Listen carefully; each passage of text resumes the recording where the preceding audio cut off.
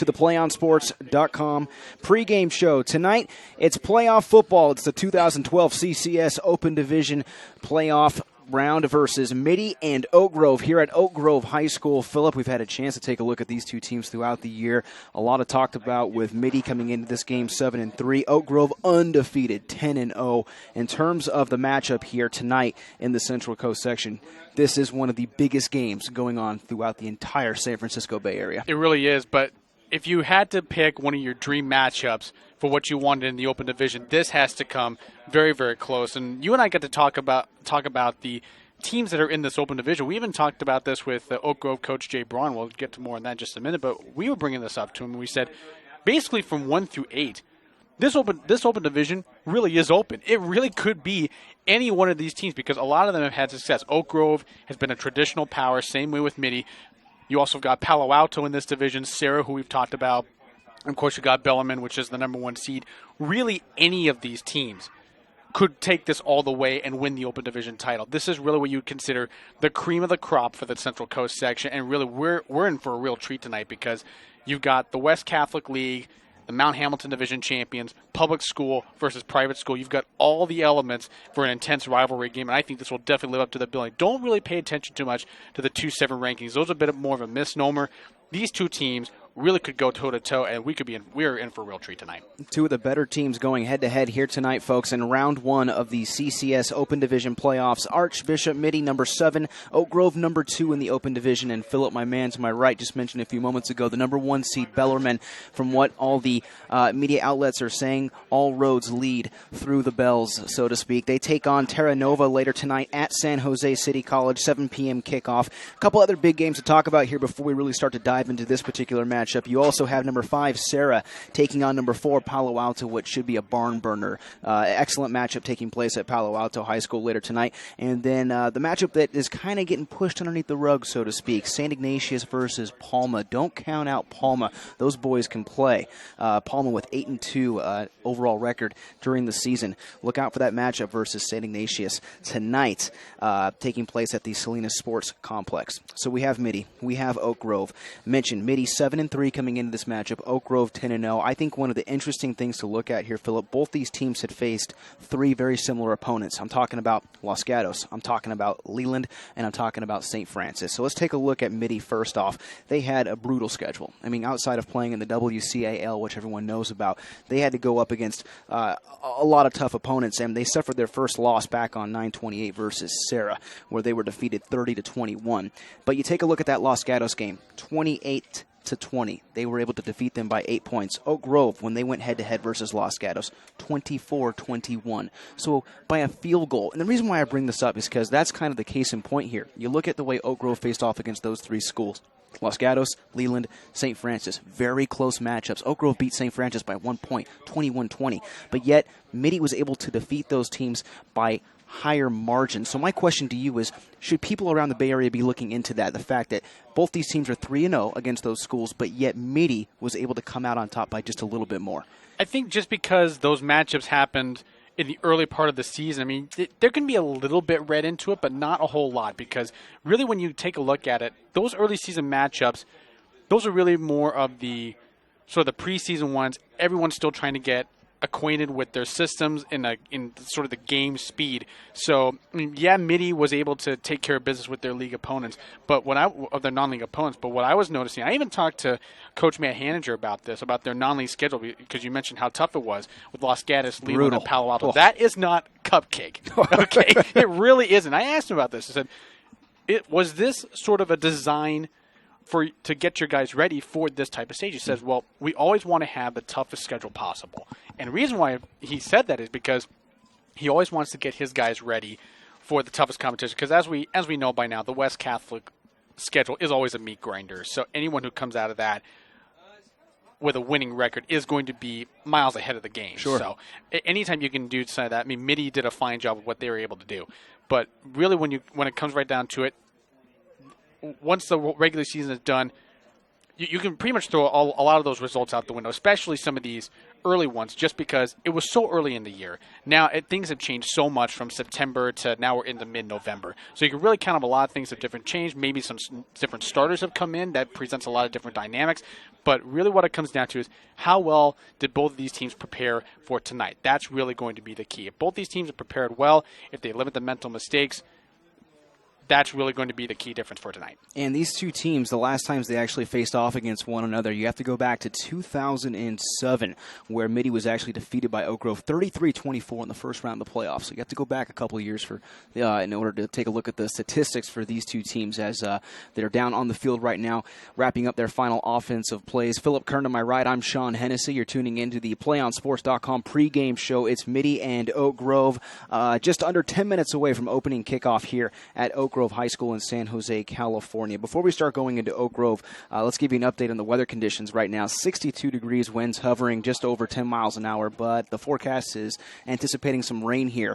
We're probably going to get some, if not at kickoff, I'd say at least by the second quarter, we're going to get some rain here on the field. The good news is, like many other high school football fields here in the Mount Hamilton division and throughout CCS, this is an artificial field, so it's not real grass, it's artificial grass, which means that you won't see as much slipping or loose chunks being ripped up from the cleats. It'll be nice and smooth, but the weather will be a factor here this evening, as the rain starts to come in, because you look down the field right now, you can see the different paper crochet items they have decorated around the press box, if you will. Wind is just pushing that stuff left and right, so the wind is starting to pick up.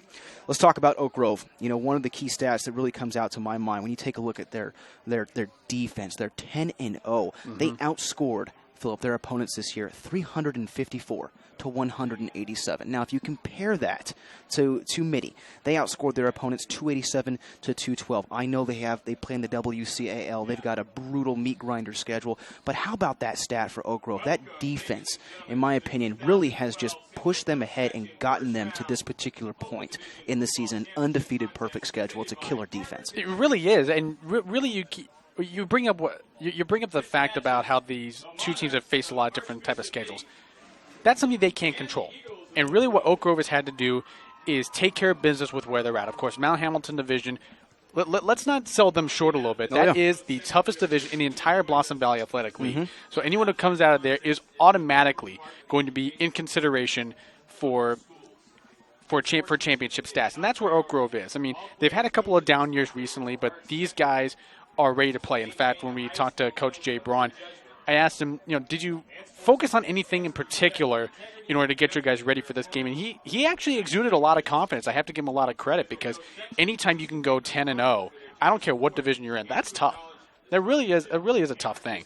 But he said, all we got to do is practice the way we've done every single week. And, of course, when you go 10-0, if it ain't broke, you don't fix it. Exactly. So really what he's exuded to me is a lot of confidence. And when the players can sense that out of the coach, it gives them a little extra juice in that sense. I mean, really gets them a little more fire in the belly, if you will. I mean, not that they need any more reason to be fired up for this game, but I can tell you this much. Oak Grove is going to be out with something to prove here, because, and he even mentioned this too, we've always prided ourselves to be able to go toe-to-toe with some of these West Catholic teams. So I think just being able to have that, just to have the fact that they are battle-tested, and, of course, a lot of senior leadership as well. That's going to be really, really helpful, especially with the playoff atmosphere. It's going to really usher in a lot of the younger guys, some of who may have just been called up from JV just to experience what the CCS atmosphere is like. But I think that's really going to play a big role in here, and I think really that's going to give maybe the Eagles an edge. I mean, especially with the fact that they've got home field advantage. But all things aside, it's going to be a tight one. I want to go back to something you just said here for a minute. Oak Grove with something to prove. You take a look at what happened last year, first round of the playoffs, right? They go into that as an 8 or a 1 seed. They take on the 8 seed St. Francis. What happens? Coach Braun told us a heartbreaker last year around this time in the right end zone. Ball was kicked through the uprights in the final second. St. Francis won that game 20-17. So what happened to St. Francis earlier this year? They had that revenge matchup. They knocked off the Lancers 21-20. Coach Braun says that was one of the biggest wins for them throughout the entire year. They wanted that W. They wanted to get it back, and they were able to knock off St. Francis. And here they are, back again at the number 2 seed. Very impressive. And they've got 2 key runners tonight, folks, so you're going to hear us call their names quite a bit. Chidobe Awuzia and then Nick Bernardo, each of these guys averaging around 10 yards per carry. So, let that sink in for a minute. Every time one of them touches the ball, they're averaging close to 10 yards per touch. Unbelievable. Simply unbelievable. As you see the 2 captains down, or the 2 teams' captains down on the field at midfield, ready for the coin toss in tonight's CCS Open Division playoff matchup between number 7, Mitty, and number 2, Oak Grove. Winner of this game will face off next weekend at Independence High School for a 7 p.m. kickoff, and the winner of this game will face either number 6, St. Ignatius, or number 3, Palma.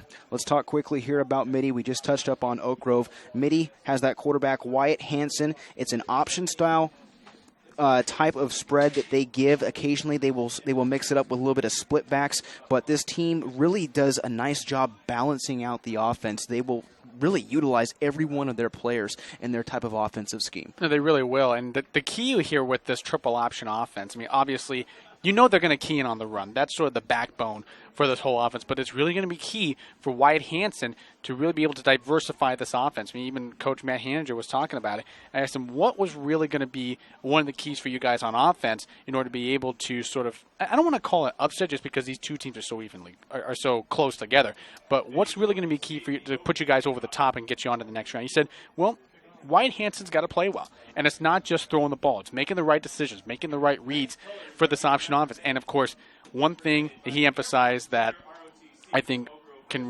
really be a big part of this, take care of the football. We see how dangerous Oak Grove is. The last thing you want to do is give them any extra opportunities. You do that, they could blow this game wide open and hurry just because they have such that potential to be such an explosive offense. And I think if Mitty is able to take care of the football, and it's not just Wyatt Hansen. He even talked about their starting fullback, Chandler Ramirez. He's been their leading rusher throughout the entire season.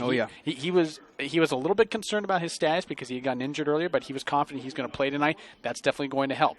So having all hands on deck and being able to minimize the mistakes, take care of the football, and something else he pointed out, force the defensive backs in to make some plays. Now what's that going to do?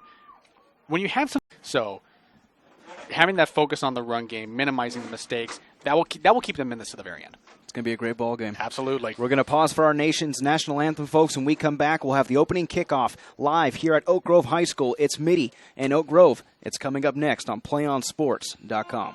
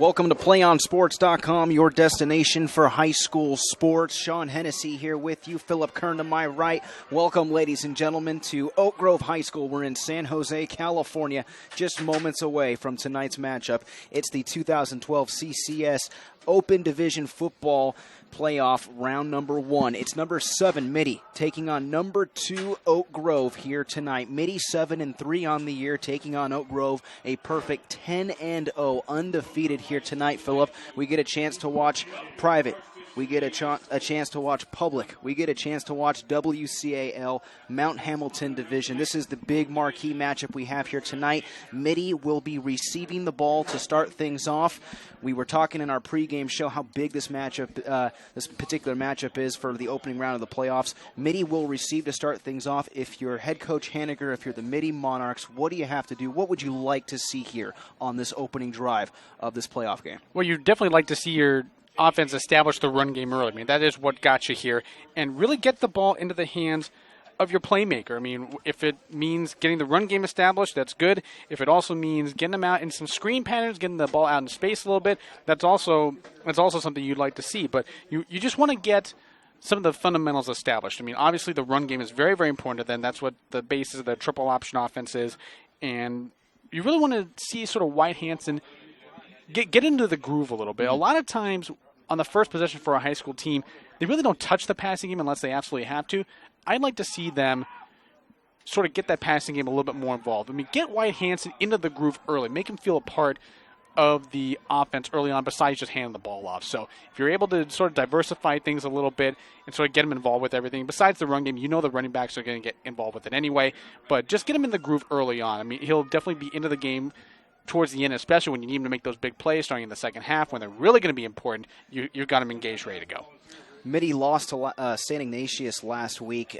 Tough game for them, 21-6. They did not want to end the year that way, obviously, in a matchup versus St. Ignatius. And you go back and talk with Coach Matt Haniger, he'll tell you, as open and as honest as he can be. He thought they should have won that game, coming into that matchup. On the flip side, for Oak Grove, perfect season, 12-0. You take a look at the two schools, you take a look at the schedule they went up against, and you brought up a great point, Philip, in our pregame show. These schools don't pick their schedule, right? No. They get it, they agree to it, the kids go out there and they perform. Oak Grove did it week in and week out, and they did it against some of the best schools in the CCS. And the same goes for Mitty. They had a tough schedule in the WCAL. They had the losses to Sarah, Bellarmine, and St. Ignatius. All three playoff schools. Mm-hmm. All three playoff schools. So, and they're all in the open division, too. Yeah. Keep that in mind. All in the open division.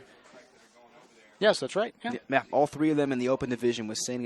Ignatius, Sarah, and Bellarmine. Bellarmine, the obvious number 1 seed, number 2 seed, Oak Grove here tonight. The 3 seed in this particular bracket, Palma. The 4th seed, Palo Alto. The 5th seed, Sarah. The 6th seed, St. Ignatius. The 7th seed, Mitty here tonight. And the 8th seed, Terra Nova. The winner of this matchup will face off against St. Ignatius Palma, that game taking place tonight over at the Salinas Sports Complex. So the winner of this matchup will play the winner of St. Ignatius and Palma at Independence High School next week. So here we are, Mitty, Oak Grove, to give you an update on the weather conditions. Nice and windy down the field during our national anthem. You could see the ROTC members holding on to those flags. They were blown around left and right. Winds hovering over 10 miles an hour now. We're at about 62 degrees as we get ready for both teams to come out onto the field for the opening kickoff here. And now we get a chance to see the Monarch players come out onto the field. They are wearing their road uniforms, the white jerseys, gold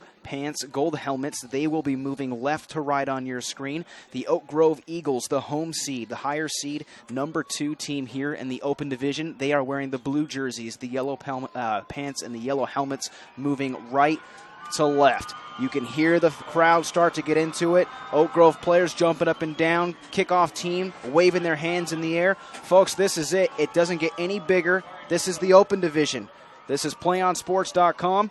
And we're underway from Oak Grove High School. Onside kick on the first play, and the ball goes out of bounds. It rolls out of bounds. That was Ricardo Gomez on the onside kick try. What a call by Jay Braun to start things off. And sort of fortunate, too, that it bounced off a Mitty player, because you look at it, had that ball gone out of bounds, penalty flag right from the get-go. I don't think that's the way he would have wanted to start, so he's probably thankful it bounced off a Mitty player. Unfortunately, though, it gives the Monarchs some great field position to start. From their own 43-yard line, we'll get a chance to see the Mitty Monarchs led by quarterback Wyatt Hansen. He'll be under center here this evening as he stands in front of his offense, moving left to right on your screen.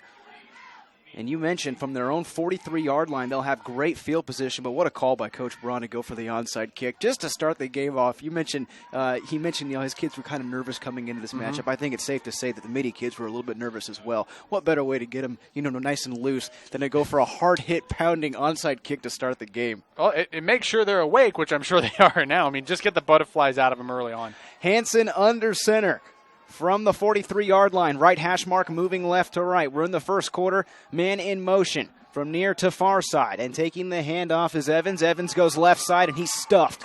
He's stuffed for a 2-yard gain, second down upcoming. I think what's really going to be important for this Eagle defense, especially with that front seven that they have, they're really going to need to disrupt that line of scrimmage and not let these offensive linemen get their blocks and get to their assignments. Because once you disrupt and you start to create some confusion at that line of scrimmage, you can really control the game. Because really the option is all about winning the game in the trenches. If Mitty can have their advantage there with their offensive line inside the trenches, that's going to give them the upper hand here. Ordonio, Valladolid, and Olivias make up that defensive line for the Eagles on 2nd down and 8. Monarchs in between the hashes on their own 45-yard line. 2 backs behind Hansen. This will be a handoff to the fullback who goes towards the middle, tackled at the 49-yard line. Getting a nice bunch of yardage on the ground. Taking the call right there was Chandler Ramirez. He'll be 2 yards shy of the first down marker. 3rd down upcoming.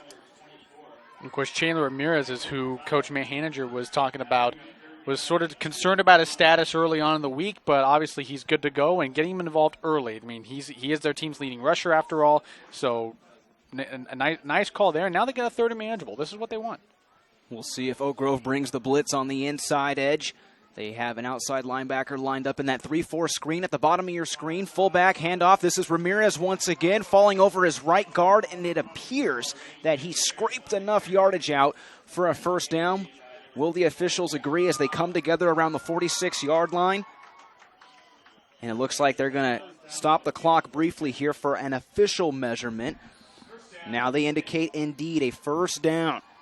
They passed the old eyeball test. That's right. You got to get at least 6 pairs of eyes in there. Right, exactly. Take a look at it. And they decided it was enough for a first down. So Mitty 3 plays in to this opening drive.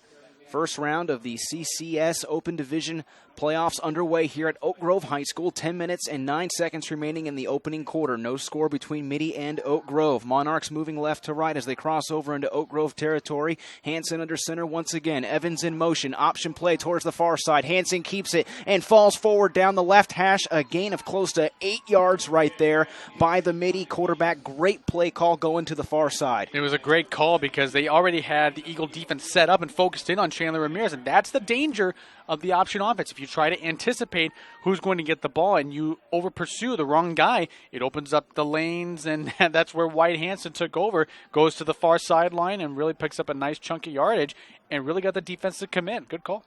Left side of that offensive line doing a phenomenal job on that play, picking up 8 yards for the Mitty quarterback. 2nd down and 2 from the Oak Grove 38. Handoff goes right side.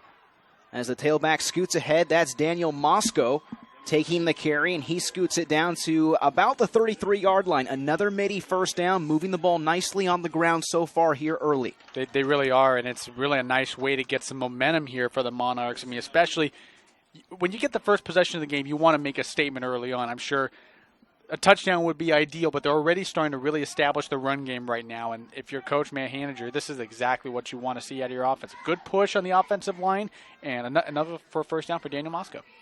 1st and 10 from the 33-yard line. Option play once again, but Hansen trips over himself as he tries to take the play towards the far side of the field. He had a nice hole to work with, Phillip, but he actually lost a little bit of footing, fell forward, and was able to get about 3 yards out of the play. 2nd down upcoming. He was, but the old turf monster makes its first appearance already here this evening. Came up and bit him. It did, exactly. And, of course, I mean, you're going to see that quite a bit tonight, but especially if and when the rains start to come. I mean, you're really going to see how well these kids' footwork will be able to handle it. Yeah, nice and dry so far, but we are expecting some rain. 2nd down and 6 from the 30. Option play towards the near side. This is Moscow. Moscow makes one cut inside the 20, now at the 15, down at the 13-yard line. And making a nice tackle there, I should say a touchdown-saving tackle, was Oscar Aguirre, the defensive back coming up for Oak Grove. But that's another Mitty first down. A nice play on the ground by Daniel Moscow. Yeah, they've called his number early and often. And again, I mean, this was sort of something that if the defense was going to key in on one guy, I mean, obviously you key in on Chandler Ramirez, and he really attracted a lot of the attention. You saw about 4 or 5 guys going toward him towards the middle. It opened up the outsides, and Daniel Moscow was just sort of weaving and bobbing. Chidobe Awuzia, the defensive back on the top side, in press coverage. This is Evans going left side, putting on a stiff arm, going for the end zone, and he's in. Touchdown, Mitty. A beautiful play from 13 yards out, and the Monarchs strike first. Boy, how about that for efficiency? Of course, you see, I know it's sort of only about 15, 20 yards out, but you already see what makes Kyle Evans dangerous there. I mean, once he got to the outside, it's like he hit that second gear and was able to sort of get to the second level of that defense. But again, it's a great play call there and a nice execution there by Kyle Evans. And getting Mitty on the board first, that is huge. Mitty doing their best Oregon Duck impersonation here as they shift the PAT try from left back to middle. Lining up for the PAT is Phil Langelis. The hold is down. Nearly botched it as Langelis had to stop mid-stride, but the kick is good anyhow. So Mitty goes 8 plays, and they take it for about 57 yards on the opening drive. A killer opening drive there for Archbishop Mitty. They lead 7-0 with 7:44 remaining in the first quarter on PlayOnSports.com. Fans, do you want to watch more of your school's great matchups like the game you are enjoying here tonight? Tell your school to sign up with the PlayOn Sports School Broadcast Program. The program allows schools to broadcast all their games and other activities on the web. For more information, go to playonsports.com/SBP. 8 plays, 57 yards, capped off by a 13-yard rushing touchdown from Kyle Evans as he found a hole on the left side of that offensive line, provided a stiff arm, and then scooted into the end zone. Killer opening drive. If you're a Mitty fan, your team goes 8 plays, 57 yards, and they work that defensive line of Oak Grove. They really found some holes in that 3-4 defense, and I guarantee Coach Jay Braun's going to be talking to those guys here as their offense takes the field. No, as he should. I mean, I was expecting sort of the linebacking core to make some better plays there. I mean, just to stay disciplined and sort of mind their assignments there. Sure. But I mean, it's like they zoned in on Chandler Ramirez early on, and that's sort of the allure of the option. You think a guy gets a couple of carries and think, okay, he's going to be the main guy on this drive.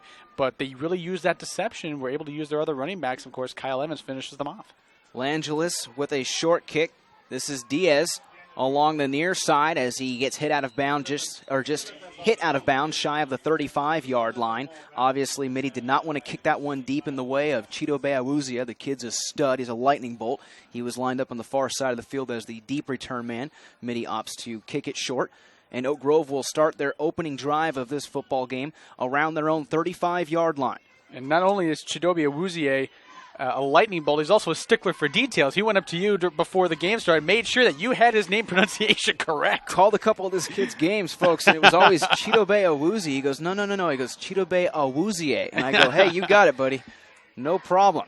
7:38 remaining in the first quarter. Mitty 7, Oak Grove nothing. Oak Grove with the football, moving right to left on your screen. Yellow helmets, blue jerseys, yellow pants on the 35-yard line. Left hash mark, man in motion. That's Aguirre. He'll take the handoff, going far sideline. Has a nice block, and he's tripped up around the 40. Could not escape the outside edge. It looked like that was Michael Lear across the far side of the field coming up and making the stick, but it will be a gain of 5. You see sort of the fly sweep element of this Oak Grove offense. I mean, we've actually a couple of games that we've called this year.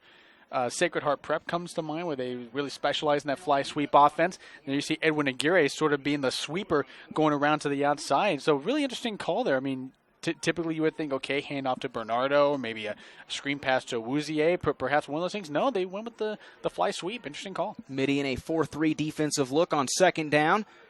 Eagles will hand it off inside. This will go past the 46-yard line, or I beg your pardon, down to the 42 rather.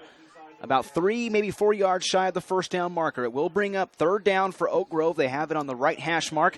As a couple substitutions head back into the huddle, we see Daniel Diaz, the kickoff returner, make his way into the Eagle huddle. And there you see Bernardo with his first carry of the game. You can see already there why he's so dangerous. He just hits the hole so hard. I mean, his legs are pumping almost like powerful pistons, if you will. I mean, and you see a lot of the good running backs in all levels of football. What do? They just had those legs just churning all the way from the get-go. 3rd down and 3. 3 backs behind Cruz. Handoff goes left side, and Mitty sniffs it out. They'll have nothing to do with it. Monroe in on the tackle, and Brett Foley was also in there. 2 Monarchs coming up and stopping that play for a short gain. It's going to bring up 4th down and 3. Boy, Dakari Monroe has the heart of a lion there early on. I mean, normally you don't see a cornerback come up and sort of voluntarily come up to make the tackle. It's sort of a last-minute thing. But he saw Bernardo coming up to the edge, so Monroe left his assignment, sort of held down and run support, and stood him up. I mean, that was a very impressive tackle by Dakari Monroe. So a very impressive start for the Monarchs, forcing the Eagles into a 3-and-out. Oak Grove punting away. This is Michael Montez, boots it high. Evans signals for the fair catch, as Montez does the smart call and boots it out of bounds along the near sideline. The officials backing up, and it looks like they will now mark the ball out of bounds at the 32-yard line. So Mitty will have their second offensive drive of the ball game start at their own 32. They lead this football game 7-0. Philip Kern to my right. I'm Sean Hennessy. We're in the first quarter at Oak Grove High School. 5 minutes and 23 seconds remaining here in the opening quarter. On the previous drive, Mitty went 8 plays for 57 yards, and it was capped off with a 13-yard rushing touchdown by Kyle Evans. Evans in the backfield once again for Mitty on their own 32, moving left to right, wearing the white jerseys. Oak Grove with at least 8 men in the box to try to stuff the offensive run. This will be an option to Hansen over across the far side of the field. Possibly a gain of maybe 2 yards on the play. Coming up was Hugo Granados and Chidobe Awuzia on the far side. And there you see again, they sent Chandler Ramirez sort of as a decoy up the middle. And again, a lot of the Eagles defense converging on him. You saw about 4 or 5 defenders sort of try to clog that middle. And then, of course, White Hansen, you see him bounce around to the outside. So they're already taking advantage of the fact that it looks like they're really zoning in on Ramirez already. Keep your eye on Nick Bernardo, that inside backer. He will fly up. You see him showing blitz now as he steps up. Mitty goes right side. This is Moscow. Moscow spins out of a tackle, now at the 40, tripped up at the 43. Making the hit was Brandon Quintanilla, but I tell you what, Daniel Moscow must have had some jelly on him as he slipped away from at least 2 tackles on that play. Well, and great balance there on that run, because you notice when they were tackling, they were going for his legs. I mean, I counted at least 2 defenders that he sort of spun away from and sort of kept his balance away from. But the key there is not just the balance, but he kept the legs moving. A lot of times when running backs are sort of trying to break the tackle, it's like their feet stop, so they're not able to really sort of maintain their balance. But nice job there by Moscow to keep the legs moving, was allowing himself to keep his balance. Of course, using the hand to kind of gain a couple extra yards. He's been a workhorse right now.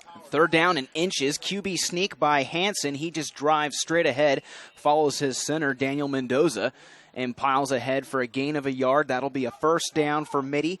As the officials mark the ball down on the 43-yard line, they will reset the chains.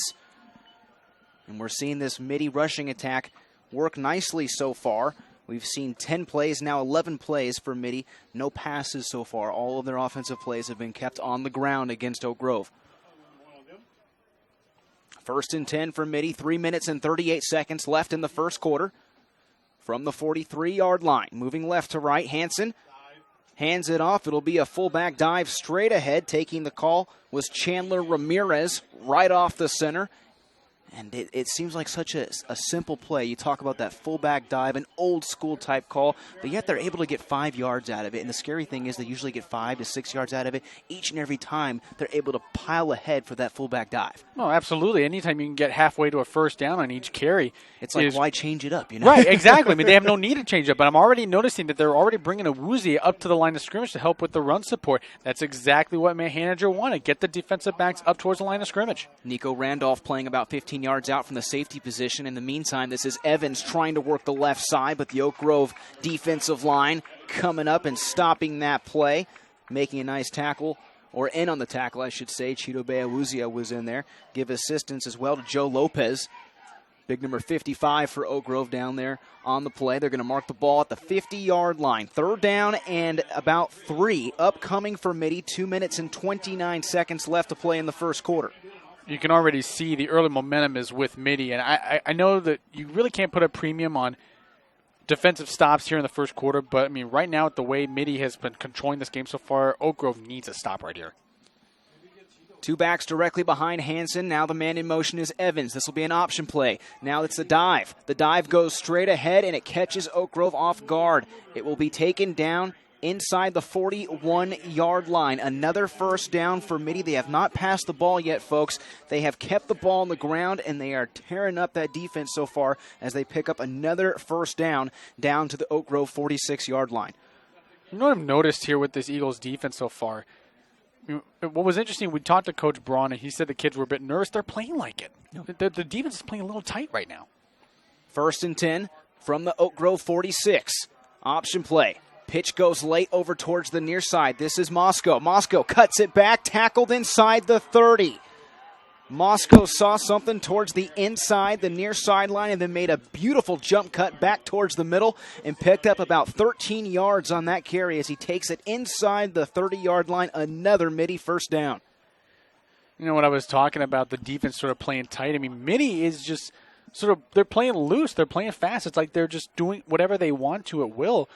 And I think they sense that they're sort of the underdogs. They figure, hey, no one's counting us out of this very much, so, hey, we got nothing to lose.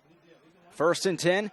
Hansen option far side this time. Evans the pitch man. Hansen still has it at the 25, at the 20. Inside now the 10 as he goes out of bounds. He was following his blockers down the far side of the field. Just when you think he has no more room, when you think he's going to run out of real estate, he picks up close to 20 yards. It's now going to be 1st and goal for Mitty inside the 10.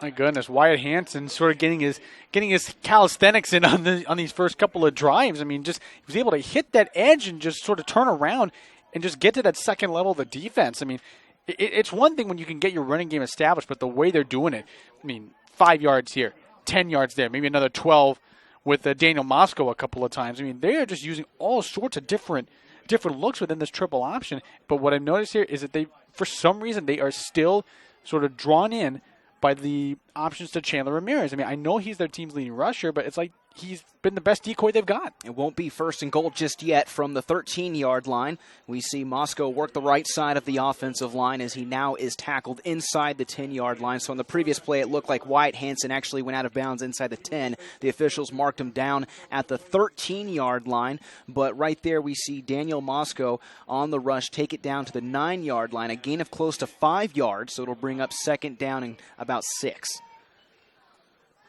And I think what I'm noticing, too, is that normally with a 3-4, you'd want your nose guard to occupy a couple of offensive linemen just to sort of could free up the linebackers. I'm not seeing that so far. I mean, they feel confident with having one offensive lineman take on that nose guard. The officials, the side judge comes out to about the 4-yard line. It's going to bring up 3rd down and 1 as there's 10 seconds remaining here in the opening quarter. And I don't think Mitty will get the last play off here before the first quarter comes to a close. So they head towards the sideline. We've played one at Oak Grove High School. Mitty trying to tack up 14 as we get ready to head into the second quarter. 7-0 Mitty on top of Oak Grove here at Oak Grove High School. You're tuning in to PlayOnSports.com, your destination for high school sports. Fans, PlayOn Sports is on Facebook and Twitter, giving you news and information and links to great highlights. Follow us at PlayOn Sports on both Facebook and Twitter.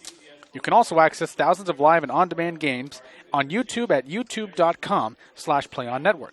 Keep up with all the high school action every week from your destination for high school sports, PlayOnSports.com. Philip Kern to my right. I'm Sean Hennessy. Folks, thank you so much for tuning in to tonight's broadcast. We're coming to you live from San Jose, California on the campus of Oak Grove High School. And right now, Mitty with an early 7-0 lead on top of Oak Grove. We'll switch sides now. So we were working our way into the right end zone. Now we're going to work our way into the left end zone. Mitty with the football. It'll be 3rd down and about 1 for Mitty. They're going to have the football pinned down inside the 5-yard line, and they're going to see if they can just keep that ground game going, because so far, Philip, it's been the rushing attack. It's been a combination of the quarterback, Wyatt Hansen, Daniel Moscow, and the big fullback, Chandler Ramirez. No, absolutely. And I said one of the keys to sort of the first drive to get Mitty's offense going early was to get Wyatt Hansen involved. I mean, I mean, silly me. I would have thought, well, maybe a couple of quick slants every so often, try to work the outsides of the defense. No, they've actually got him running the ball a little bit and just sort of giving them some different looks. So he's engaged in the offense, and he's really running this option offense very, very well, and just giving a whole bunch of different looks to this Oak Grove defense. They're not sure who to tackle. Ramirez, Evans behind Hansen. They line up in the goal line formation, 2 tight ends. This is Moscow going right side, slips 1 tackle, falls forward at the 1. He'll get the first down, but he will not get the touchdown. He will be penned inside the 1-yard line. It's a great play call, great execution. You know, if you're Oak Grove, you didn't want to give up that first down, but guess what? You did, and now it's going to be 1st and goal for Mitty. They're going to have 4 opportunities realistically from inside the 1-yard line now. Yeah, of course. I mean, you would much rather give it the first down because, I mean, just 1 yard away, at least you have 3 chances at least to stop him from getting into the end zone. 3 backs right behind Hansen. Evans, right side. Evans in between the tackle and the guard. Evans, touchdown from 1 yard out. Kyle Evans picks up his 2nd rushing touchdown in the ballgame. Mitty now leads 13-0. Boy, if you're the Oak Grove Eagles, you did not expect this kind of start coming in. I mean, of course, I think the threat of rain early on tonight sort of kept the attendance down a little bit. But I can tell you this much. I mean, even with the smaller than expected crowd, I think the Oak Grove Eagles were kind of expecting that the crowd to be into it, and they probably would have struck first on the scoreboard. But Mitty has had their way through the first quarter and parts of the second quarter. Scherenberg, the holder. Langelis PAT up and good. A 1-yard rushing touchdown from Kyle Evans now gives the Mitty Monarchs a 14-0 advantage with 11:32 remaining in the second quarter. An impressive drive right there. We just saw roughly 11 plays. They started that drive from their own 32 for 68 yards. Really impressive drive so far for Mitty. And I've got to go back to the 1 point, and I know that Wyatt Hansen doesn't pass the ball that much. He has 152 total pass attempts on the year, which isn't bad. But they have not passed the ball one time in this football game. And I mentioned 11 plays on this series, 8 plays on that last series.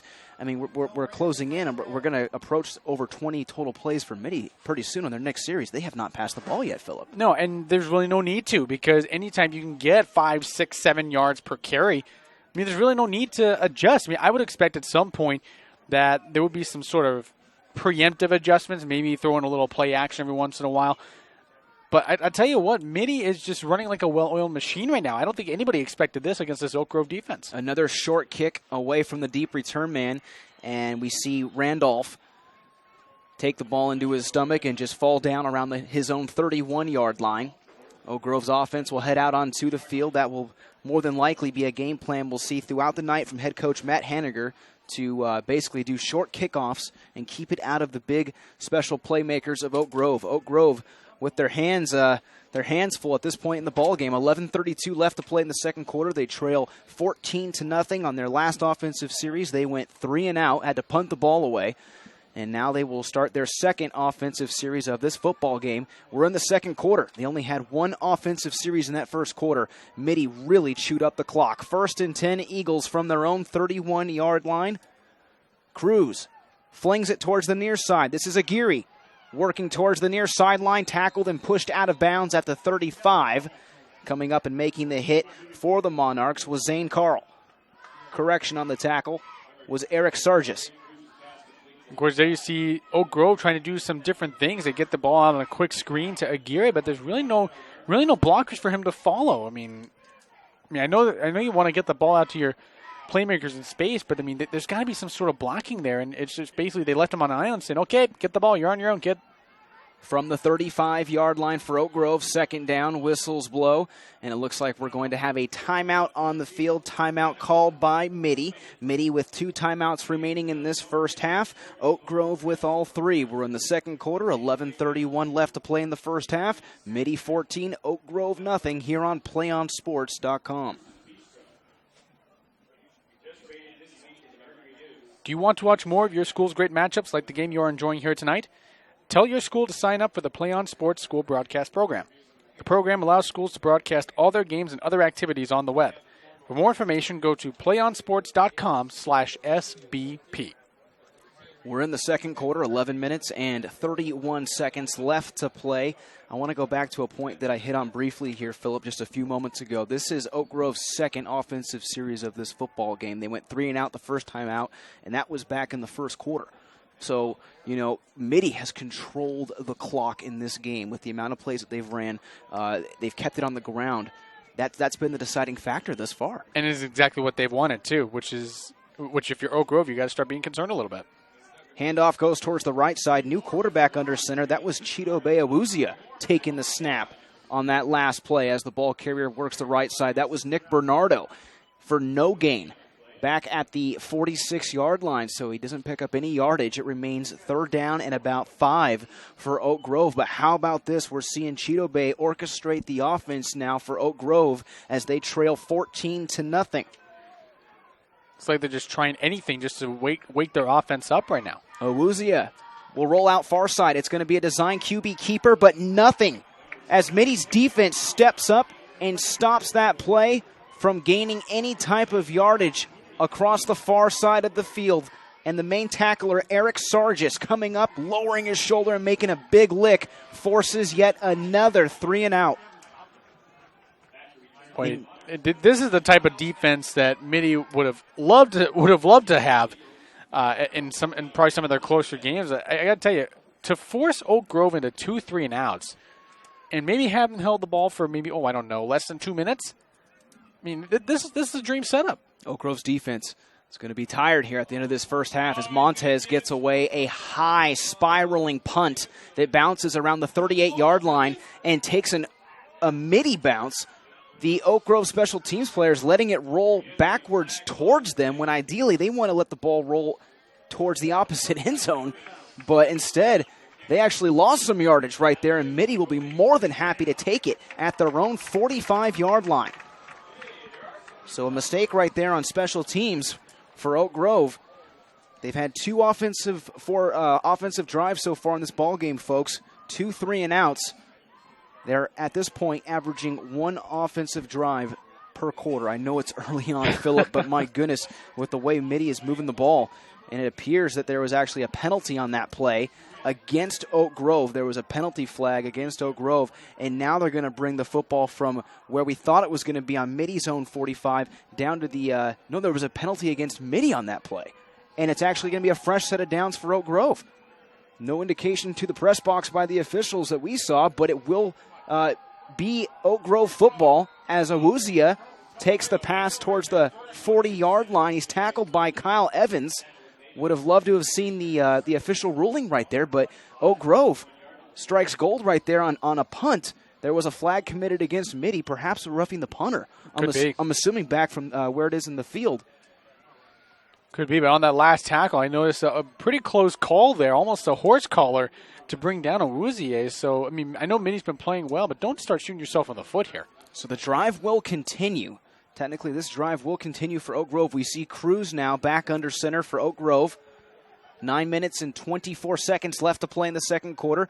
Cruz drops back quickly, hits Chidobe on the quick slant as he crosses the 50-yard line. Evans in on the tackle, providing the coverage. Next to him was Drew Mount, but Chidobe found a hole and picks up the first down of the game for the Oak Grove Eagles. And this is exactly what I was talking about. Don't give Oak Grove any extra opportunities because they will capitalize on them. Mitty had done so well in minimizing the mistakes, but I mean, there you see the first one that they've committed, and now they've sort of gifted Oak Grove with an extended possession. Now you see him starting to make something happen. Awuzia on the quick slant. I mean, he is their leading receiver after all as well. So aside from his gifts to run the ball, I mean, they will flank him out. They will put him out in some different spots and just get him the ball in space. Nick Bernardo will take a breather. Delayed handoff to Sabalos, who works the middle of the offensive line and picks up a nice chunk of yardage. Count it for close to 7 yards on the ground, and now we're starting to get that Oak Grove crowd into it. Now we're starting to get that sideline a little more motivated because it was really dead up to this point. And what did it take for it to happen? More than likely, it was a roughing the kicker call or roughing the punter against Mitty on that special teams mishap. And now Oak Grove in business as they face a 2nd down and 3. 8 minutes, 15 seconds left to play in the first half. 2 tight ends in for Oak Grove. Cruz under center. Awuzie was the tailback as the play goes towards the left side, and you see Awuzie lean over and stretch out his left foot, almost like he had a little bit of a cramp right there, but he's walking back towards the huddle. And the reason why I focus in on Awuzie is because he is one of those playmakers, one of the more highly talked about players in that Oak Grove team. He is, and of course, I mean, the spotlight deserves to be on him. I mean, he's been such a spark plug for this Eagles offense, but of course, I mean, Nick Bernardo with that carry for the first down. I mean, he's technically been the team's leading rusher. I mean, of course, you wouldn't know with all the attention being paid to Awuzie. 1st and 10, pitch goes to Awuzie, far side, has a hole, needs to shake a tackle, and he's brought down around the 15. He had one man to beat down the far sideline. Making the touchdown-saving tackle was Dakari Monroe, but that's what Oak Grove wanted. They saw something across the far side of the field. It was a pitch from Cruz to Awuzie, and like that, Awuzie just saw the hole and took off. It'll be another first down for Oak Grove. This time they take it down to the Mitty 15. And right there, you just saw a little microcosm of what makes him so special. I mean, he wasn't even touched through the first and second levels of the defense. I mean, it's like he just hit right into the secondary, and you just saw the extra burst. I mean, he's just so dangerous when he gets out on the field, and nobody laid a glove on him, at least till that point. 2 wide receivers at the bottom of your screen, man in motion. Handoff goes towards Cheeto Bay. He works the middle, I should say, as you now see 4 linebackers come in for Mitty to try to bring the kid down. Cheeto Bay Awuzie. Sometimes it can be a bit of a tongue twister, but he works the middle of that offensive line and picks up about 4 yards, so it'll bring up 2nd down, 6 minutes and 45 seconds remaining in the second quarter.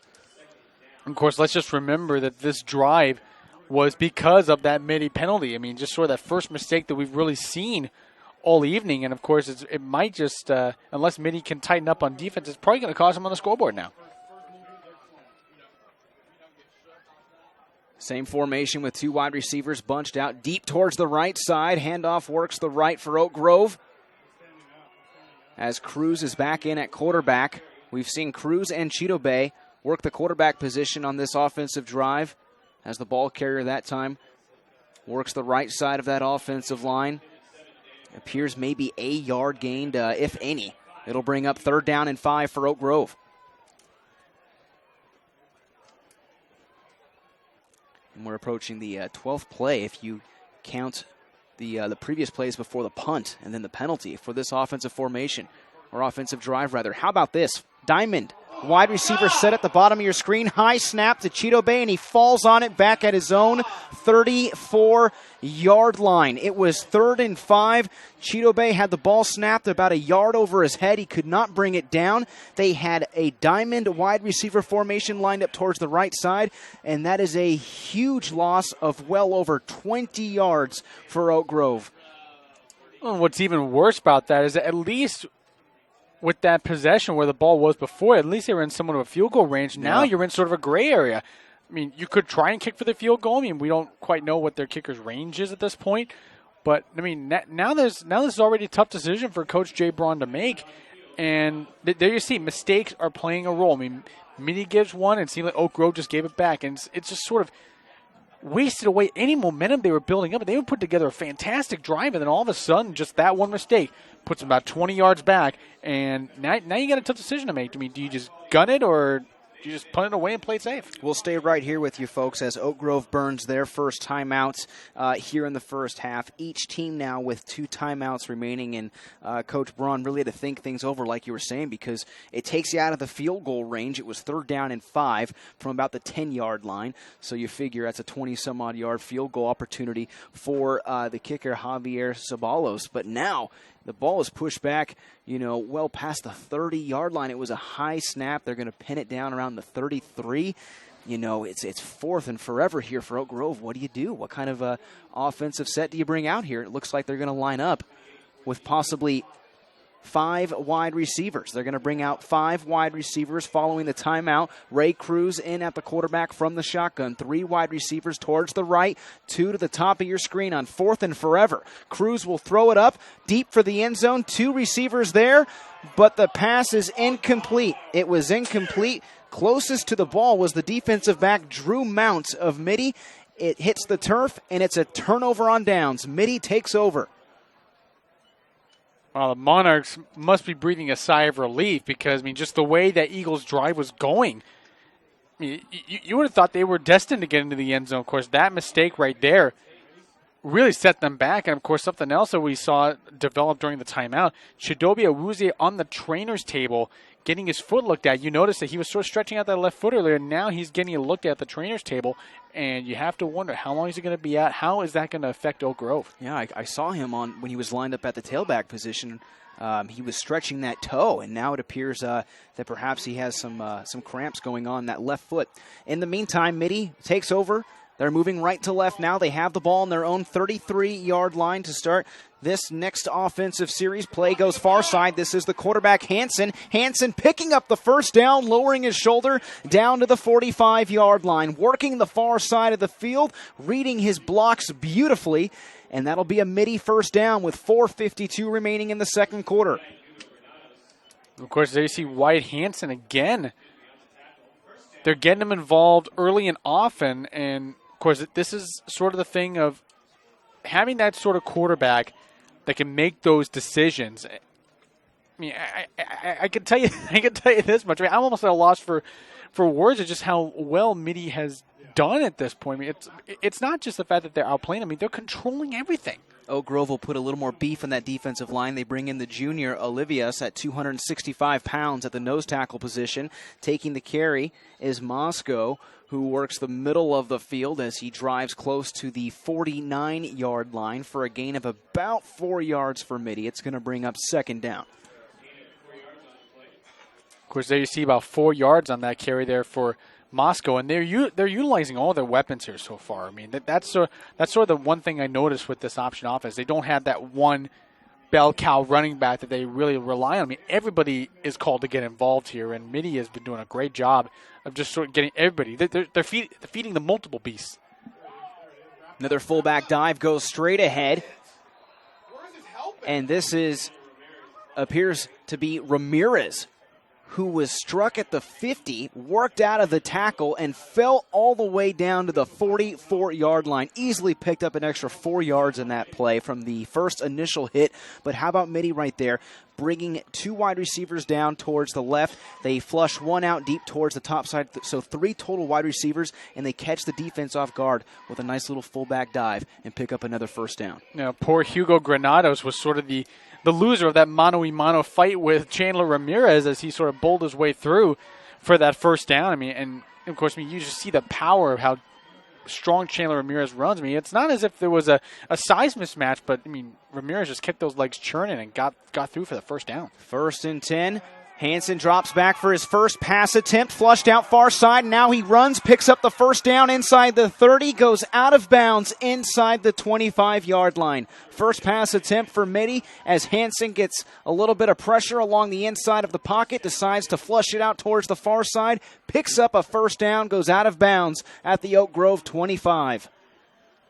Boy, a golden opportunity there just sort of slips through the hands of the Oak Grove pass rushers. I mean, they had him, and sort of the pocket was collapsed. But White Hansen, on a swivel, seeing that the pressure was coming, steps up and sees that there's so much space, and just decided to take off and got another first down. And now we're seeing for Oak Grove, Chidobe Awuzie is back. But how effective can he be? I mean, how healthy is that foot that they were working on? Moscow in motion. He takes the handoff, works the right side of the offensive line, and he's tripped up by the defensive back, Brian Moore. Moore coming in and making the tackle from the left side of that defensive formation, but it was a little bit too late. 5 yards gained on the play. It'll bring up second down and 5. 2 minutes and 55 seconds left to play here in the first half. It has been the story so far, folks, if you're just tuning in of this first half. Mitty's ability to keep the ball on the ground and work the clock. They've really held Oak Grove's offense to the sideline for this first half. 2nd down and 5. Hansen under center once again, moving right to left. Mitty with the football. This will be a fullback dive towards the middle. But good job by Oak Grove's defensive line sniffing that play out. Valladolid, the nose tackle, coming up and making the lick. No gain. 3rd down and 5 for Mitty. 3-4 defensive scheme being shown by the Eagles of Oak Grove. The football is marked down at the 20-yard line. It's 3rd down and 5 for Mitty. They are taking their time. They are using all of the play clock, as there is now 2 minutes and 2 seconds remaining here in the second quarter. Couple quick substitutions. Some players rotate out for the Mitty offense. They break away from the huddle.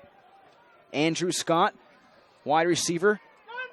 And next to him is Kyle Evans and another wide receiver. They go trips towards the bottom. It will be an option towards the near side. And Oak Grove, Nick Bernardo, linebacker, steps up and meets Chandler Ramirez for a loss. It brings up 4th down. Well, finally, the Eagles defense gets one of those plays, and maybe we'll try to juice them up a little bit. Finally, I think they were able to get a handle on that option play. And, of course, now we're going to get a timeout here by the Oak Grove defense. But, I mean, what a great stop there by the Eagles defense. I mean, it's been so maligned here in this first half. I mean, just really couldn't able to put the brakes on this Mitty offense, and finally they were able to get a stop here and really force the Monarchs into a decision. Do they take the points here, or do they probably go bold and go for it? I mean, I think that's what the timeout is for. Oak Grove burned a timeout. They have 1 timeout remaining. Mitty with 2 timeouts will stay live with you here, folks. We're broadcasting to you live from Oak Grove High School in San Jose, California. 14-0 our score in favor of the Mitty Monarchs. And from this range, the ball is marked down on the 24-yard line. It would be about a 41, 42-yard field goal try for the kicker, Phil Langelis. The ball is marked down on the left hash mark. The holder for Langelis is Trent Scherenberg. And they're going to try the field goal. 1 minute and 25 seconds left on the board. Langelis boots it away. It looks good. It's deep. It's perfect. From 41, Phil Langelis on fire, and Mitty now takes a 17-0 lead. Wow, what a leg for Phil Langelis. I mean, 41 yards for a high school kicker. I mean, that's not exactly easy distance. I mean, we're not talking about perhaps a Sebastian Janikowski lining up from about that distance, but I mean, he just had so much leg on there. That looked like they could have traveled 50 yards. It wasn't centered either. It was on that left hash mark, so from a kicker's perspective, you have to put a little bit of English on it, if you will, to get it in between the uprights. And Phil Langelis does his job and gives Mitty a 17-point cushion. 1 minute and 19 seconds remaining here in the first half. You look down at that Oak Grove sideline. You look at the Oak Grove special teams players.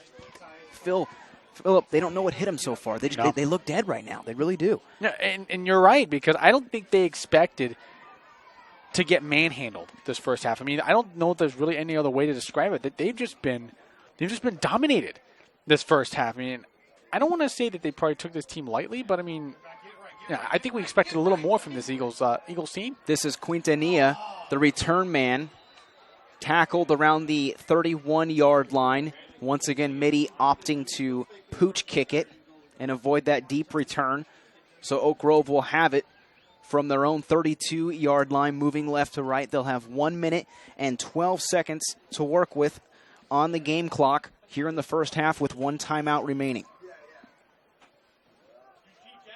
Well, now at this point, I mean, the Eagles' offense, I mean, they just got to go hurry up at this point. I mean, just try something here to sort of break up the doldrums here, because this is only their 3rd possession of the first half. I mean, I think that's probably the more mind-blowing statistic here from what we've seen so far. Ray Cruz in at quarterback from the shotgun. 5 total wide receivers, 3 to the left, 2 to the right, under pressure, screen play. This is Cheeto Bay. Has a blocker at the 45, tackled at the 50. He had a beautiful block in front of him, but making a tremendous tackle, chasing him down, was Brett Foley, who was actually playing that outside linebacker spot, came up and made the tackle. It's 1st and 10 as Oak Grove resets. Now they spike the ball on 1st down. They stop the clock with 1:02 left to play. A smart call, because they've got only 1 timeout, so this is not the part of the field you want to burn that timeout on. But I want to go back to that play, but to get that 1st down. There's sometimes the best antidote to get things going is just a well-executed screenplay. I mean, they got the Monarch defense set up thinking, okay, they're probably going to go deep, the 5-wide look, and then, of course, the screenplay. They let it develop. Awuzie was there in the middle of the field. Cruz found him and just let Awuzie work his magic. And you see, even with the speed, I mean, it looks like the foot's working pretty good. It'll be second down. Cruz under pressure. He's sacked at the 45-yard line. Making the hit was Jason Sutton. He'll get credit for the sack. It'll be a loss of 4. Line of scrimmage now moves back to the 46-yard line. Oak Grove opting not to use that last timeout. 41 seconds left to play. Cruz looking towards the sideline at his head coach, Jay Braun, relays the play in. Cruz will stay in the shotgun. 5 total wide receivers lined up. He has a nice pocket. Now it starts to collapse. Cruz under pressure, throws, and it's incomplete. He was looking for Nico Randolph, who was in between the hashes downfield. The ball appeared to touch his hand, but he could not bring it in. It's going to bring up 4th down. We've made a lot of talk about how Mitty has sort of controlled things on the offensive side. I mean, they're winning the battle in the trenches on the defensive side, too. I mean, they were able to get pressure on Ray Cruz when he's lined up in a shotgun formation. I mean, this offensive line is having a lot of issues here in this first half, and it's got to get rectified. That's probably one of the reasons why they haven't gotten their offense going on the right foot. Montez stands at his own 33-yard line to punt the ball away for Oak Grove. Evans back deep at his own 23. 25 seconds left on the clock. Mitty will have 2 timeouts, depending if they can get a return away here. It takes a Mitty bounce, and Oak Grove able to catch the ball around the 31-yard line. That's Derek Ames, the key offensive and defensive lineman for Oak Grove, catching the football as the officials mark it down around the 31, 32-yard line. Mitty will have 17 seconds remaining here in the second quarter. They have 2 timeouts left, so they have a nice 17-point cushion. If you're head coach Matt Haniger, do you take a chance and try to work it deep downfield, or do you just take a knee, play it conservative, and take away a very good first half of football with your team up 17-0? You know, I think with the 2 timeouts, I think you can go for a deep pass down the middle of the field, and that's the key with the 2 timeouts. You have that luxury there to do it. So I'd say just do it one time, but they're not listening.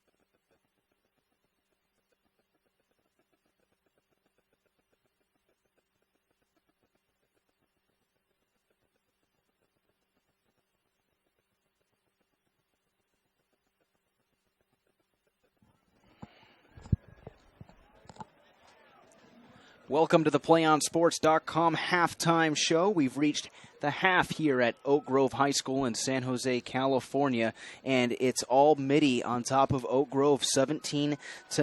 The number 7 Mitty Monarchs on top of the number 2 ranked Oak Grove Eagles here in the CCS Open Division. Let's get you caught up to speed on how we got to this point in the game. Back in the first quarter, it was a 13-yard rushing touchdown from Kyle Evans. A great opening start to the ball game as Mitty drove down the field 57 yards on 8 plays. Then in the second quarter, that's right, the second quarter, it was only 7-0 after the first quarter. A 1-yard rushing score from Kyle Evans, PAT good, made the score 14-0. So Kyle Evans with 2 rushing scores in that first half. And then later on, towards the end of the second quarter, it was a 41-yard field goal from the kicker Phil Langelis of Archbishop Mitty that put the score at 17-0.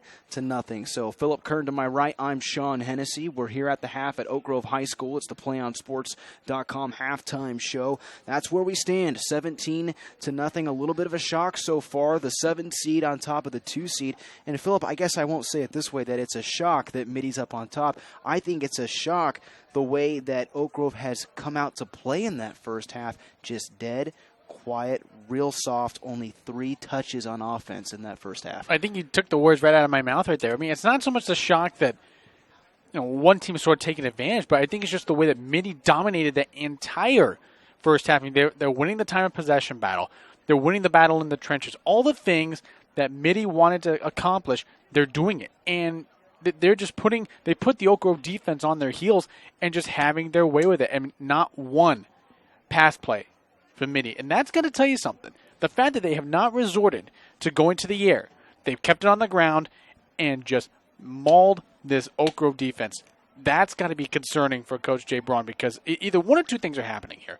Either Mitty's better than we thought, or Oak Grove's defense maybe not quite as good. I mean, you hope that's not the case, but there's got to be something that's going on, because I expected a better performance from this Oak Grove defense, and unfortunately it's just not coming together for them for whatever reason. Maybe there's some missed assignments. Maybe they're just getting dominate the line of scrimmage. Could be a whole bunch of different things. I mean, you can't blame the secondary. They haven't thrown the ball. And you mentioned they haven't thrown the ball. Hansen dropped back for 1 pass attempt. Pocket started to collapse. Tuck the ball. At this point, it is a rush, so he rushes the ball downfield, picks up close to 20 yards. They have not passed the ball yet in this ball game, and Mitty just dominating Oak Grove at this point, 17-0. If you're head coach Jay Braun, you got to shake things up a little bit here in this second half, regroup, re-energize your team, and tell them, hey, look, guys, we got to forget that first half. We got 1 half left to play to not only tie this game, but make our way back into it. Otherwise, this season is close to being over. Right, and I think you brought up a good point. I mean, they have to somehow forget that first half, because if you don't do that, you risk letting that whole first half set in, and it's going to show in the second half. They can't afford another half of football. That Mitty is too good. And this is what I said before the game started. You can't look at the seedings and think, oh, well, this is going to be just a cakewalk for the 2 seed, or, well, maybe a 3-6, this is probably going to be a healthy win for the 3 seed. No, this open division, the seedings are merely just for matchup purposes. Everything from that point forward, you gotta go out there and execute. And Mitty has done that. They have played loose. They've played freely. They look like they have more fun. Oak Grove is playing like the nervous favorite. It's as if they're playing tight. They're missing assignments. It's like they're over pursuing, trying to do too much. I mean, especially what I've seen as a trend for this Oak Grove defense. It's as if they are keying in on one guy, and Mitty picks up on that, and they utilize their options once they snap the ball. That has been their undoing so far. And you really can't blame it on the turnovers. No one school has really won the turnover battle. Neither team has turned the ball over. It's just a matter of Mitty has asserted themselves, and they've just dominated this whole thing. So, I mean, Oak Grove, the mistakes have been more mental, really, to be perfectly honest. So, I mean, it's not reflective in the turnover battle, but they need to clamp down and get on their assignments, because I'm going to just say this right now. Oak Grove has another quarter like that first half. This season will end for them early. Number 7, Mitty, on top of number 2, Oak Grove, 17-0. But, Philip, we've got some scoring updates to give the fans at home here for the Open Division. Absolutely. I mean, one of the ones that I had a feeling this was going to happen on that 6-3 matchup. We've got St. Ignatius and Palma just starting the second half at the Salinas Sports Complex. SI up ahead of Palma, 21-14. That one's going to be a close one. That's going to be a game worth watching towards the end. And, of course, this is one of my favorite matchups of the week. Sarah Palo Alto tied at 21 with 4:21 left in the first half. So that's going to be a very, very fun one to watch. And of course, this one not too surprising. Bellarmine ahead of Terra Nova 21-7. There's 1:15 left in the first half, but probably a little closer than what Coach Mike Jan and the Bells would like. Mm-hmm. But again, this is the playoffs. Anything can happen. But really, the West Catholic schools having quite a night tonight. I mean, you see half the Open Division is West Catholic schools, and they're all having great nights so far. The non-WCA schools, if you will. You've got Palma, you've got Palo Alto, and you've got Terra Nova. The rest in there occupied Palo Alto. They're not in the WCAL, and right now those schools are falling at the moment. So, if these scores stand, you might see potentially a number 6 St. Ignatius taking on a number 7 Archbishop Mitty. And, if Sarah takes over against Palo Alto, we get a rematch of that fun one that we called several weeks back. Sarah Bellarmine, that game at Sarah, that game going into overtime, and the Sarah coaching staff getting together, Coach Patrick Walsh opting to go for 2 once he converted the touchdown. Bellarmine's defense came in, stopped the play, and just like that, Bellarmine wins in overtime in a thriller.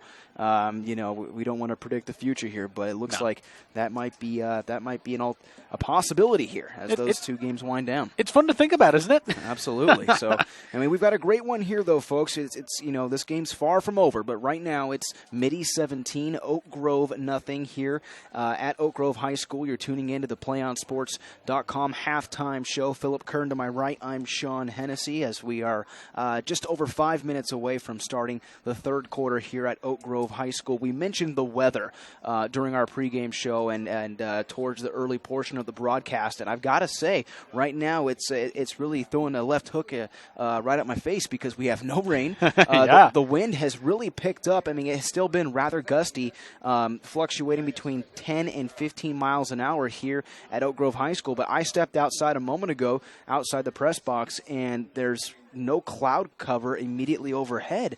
We've had a pretty dry game so far at this point, when many people, including the weather forecasters in the Bay Area, said, hey, bring an umbrella, wear a jacket. It's going to be a wet one here tonight, but so far, nice and dry for this open division matchup. And you want that. You'd hate to have a playoff atmosphere dampened by damp conditions. No pun intended. No pun intended, exactly. But again, and I think that's sort of drawn down the crowd a little bit. I think they heard there was a threat of rain, so they thought, we'll probably just stay home and maybe catch the game on PlayOnSports.com. That's probably what they wanted to do. And one thing I want to bring up as well, because I pointed it out originally, and when I first saw it, I didn't think it was that serious, but we saw Chidobe Awuzia on the sideline grab his toe, and then you mentioned you saw him towards the near sideline getting stretched out by the training staff. Keep your eye on Chidobe.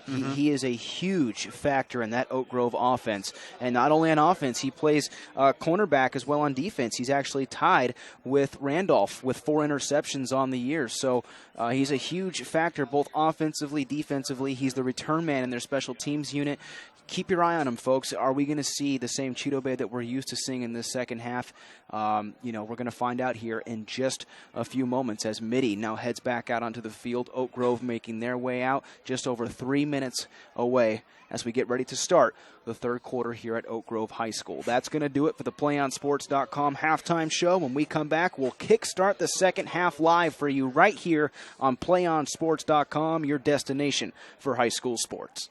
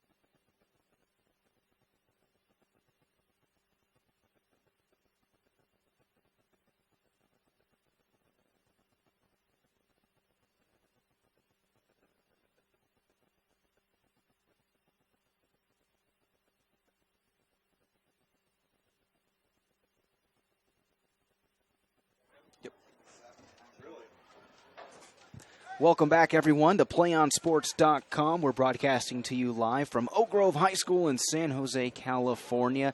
Both teams back out onto the field. Mitty with a nice 17-0 cushion over Oak Grove at the half. Oak Grove will receive the football to start the second half. It was all Mitty in that first half. Kyle Evans with 2 rushing touchdowns. Phil Langelis nailing a 41-yard field goal, giving Mitty a 17-0 lead. We talk about Oak Grove. Philip Kern to my right. I'm Sean Hennessy. Philip, we talk about Oak Grove. They had 3 offensive drives, or series, if you will, in that first half. One resulting in a punt, the other resulting in a turnover on downs, and their third one to cap off that first half resulting in a punt. So they had 3 drives. They've got to change things up. I guess my question to you is, how do they change things up, and where do you start when you trail 17-0 here in the first round of the playoffs? Well, something you got to get resolved early on is you got to test how Chidobe Awuzie's foot feels. I mean, this is something you got to find out early on here in the second half. I mean, he got some treatment during the first half just to make sure it's in good working order. But one play I liked that they did towards the end of the first half, they got the ball to him on a screen, got the ball to him in space, and just let him run.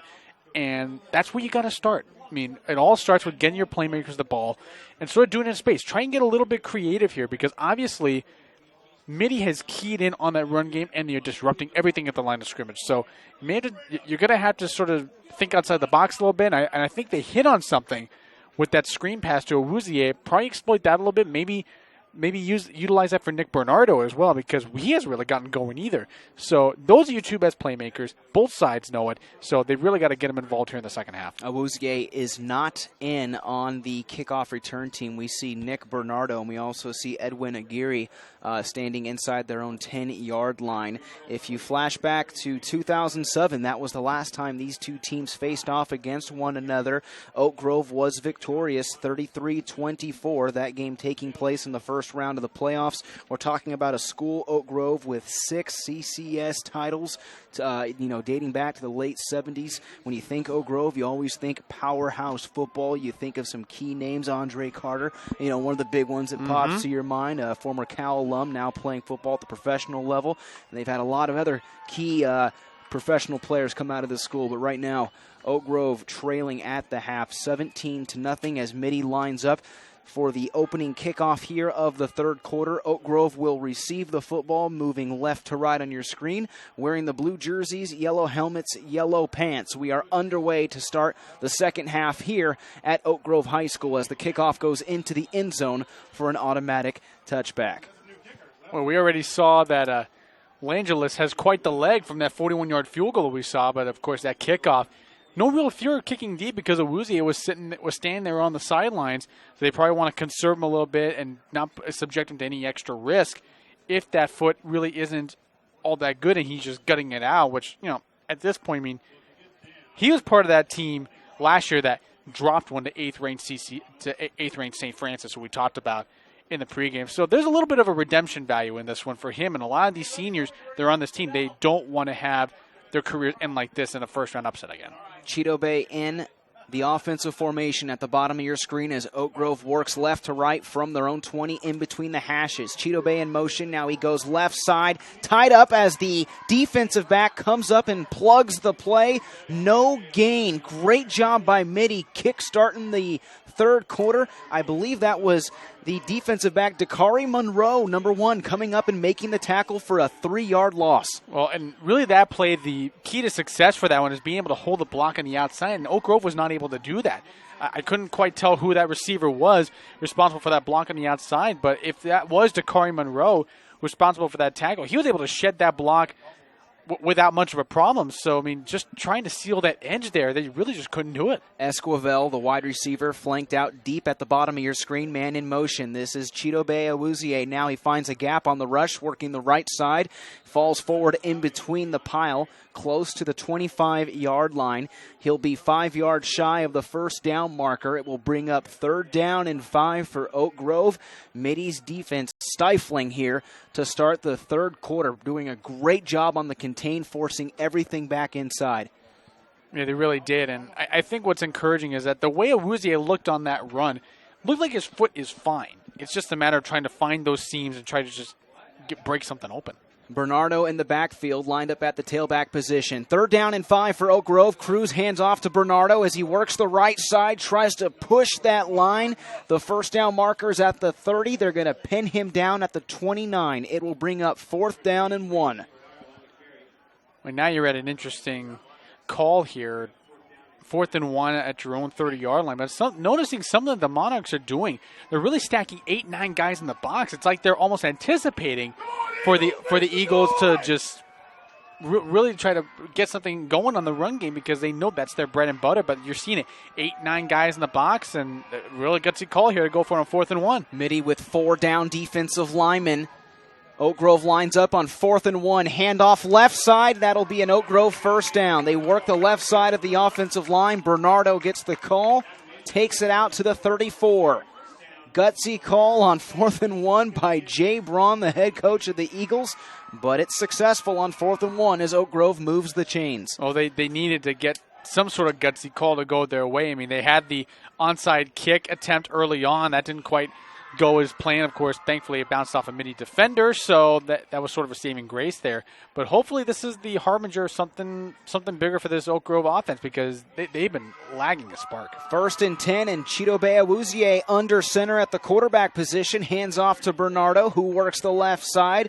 We're seeing Chidobe work in and out from tailback to slot back, from wide receiver. Now we see him at quarterback. He was under snap 1 or 2 times in that first half, and he is now playing quarterback for the Oak Grove Eagles as that play goes for a gain of 5 yards. It'll bring up 2nd down and 5. We're in the 3rd quarter. 9 minutes and 8 seconds left to play. Mitty with a 17-0 advantage. Oak Grove moving left to right on your screen. They line up with 2 fullbacks, 1 tailback behind Chidobe. This play goes left side as the ball carrier takes it down past the 50. It pops loose into the hands of Nico Randolph. Mitty picks it up, and they're going to have this one down around the 38-yard line. The ball carrier coughed it up, and that was actually Dakari Monroe. Monroe with the fumble recovery. What a change of events. Man, we had talked about how clean this football game was. No turnovers in the first half. No sooner did we talk about it off the air. There's our first turnover. And again, you're seeing sort of the mistakes happen just as Oak Grove is starting to get its momentum on these offensive drives. And you really got to think, I mean, for these Eagles, you can sort of sense the panic starting to set in a little bit just because with especially how Mitty has been able to dominate here. Let's see if it carried over from the first half. Dakari Monroe with the fumble recovery for Mitty as the handoff goes towards the right side of the offensive line. Mitty with possession now moving right to left. Getting the carry was Chandler Ramirez. I want to go back real quick to something you just hit on, Philip. We were joking about it off air during the half. No real big turnovers to talk about. There was a turnover on downs for Oak Grove in that first half, but right there we see the first fumble in the game. It's recovered by Mitty, and they have great field position now. They started this drive on the Oak Grove 38-yard line. They now have it on the Oak Grove 34, moving right to left.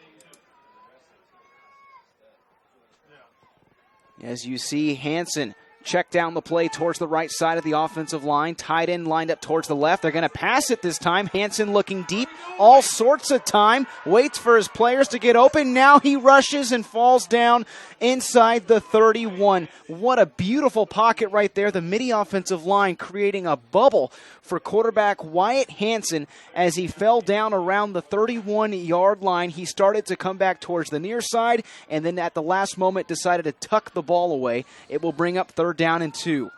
You know, something else I liked about that last play, I mean, give the offensive line a lot of credit. They held that pocket, like you said.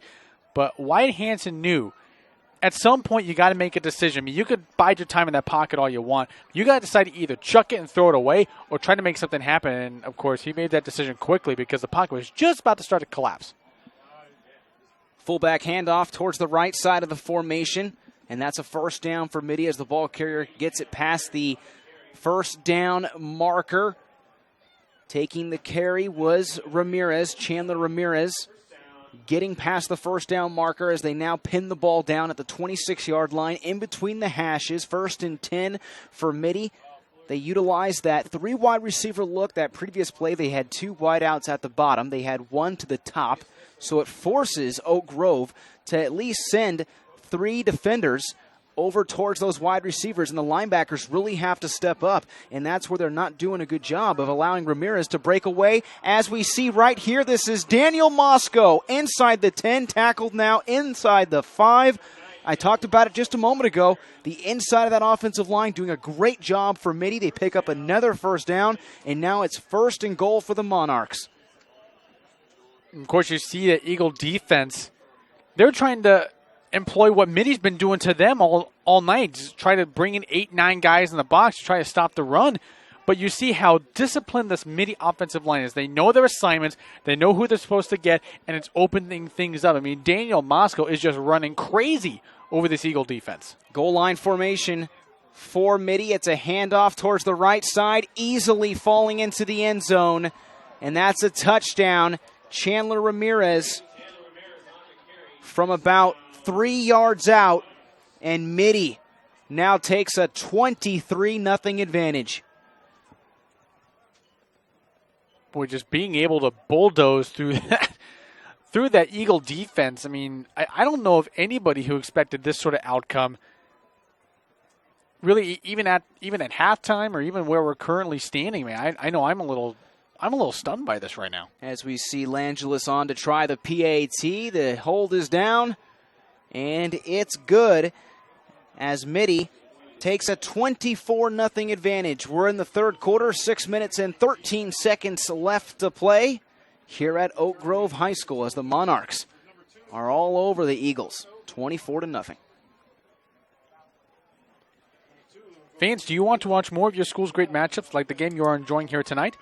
Tell your school to sign up for the PlayOn Sports School Broadcast Program. The program allows schools to broadcast all their games and other activities on the web. For more information, go to playonsports.com/SBP. Mitty goes 4 plays, 38 yards, and it's capped off by Chandler Ramirez, a 3-yard rushing touchdown for the Monarchs, and they now lead 24-0 over Oak Grove. Oak Grove shooting themselves in the foot as they had a nice little offensive drive going, but they coughed it up at midfield. Coming up with the fumble recovery was number 1, Dakari Monroe. And Mitty is able to capitalize on the ensuing kickoff. We see Bernardo fumble the ball from the return man position, but now he regains himself and is tackled around the 25-yard line as he tries to dive over the defender. But Oak Grove will try to work once again, but now they trail by 24 points here in the third quarter. A dead sideline here as we're broadcasting to you live from the Oak Grove side of the Oak Grove Stadium here in San Jose, California. 6 minutes and 6 seconds left to play in the third quarter as Oak Grove's offense heads out onto the field. Will Chitobe orchestrate the quarterback position? It appears that he will. We see Bernardo along the sideline. Now Cruz comes out late.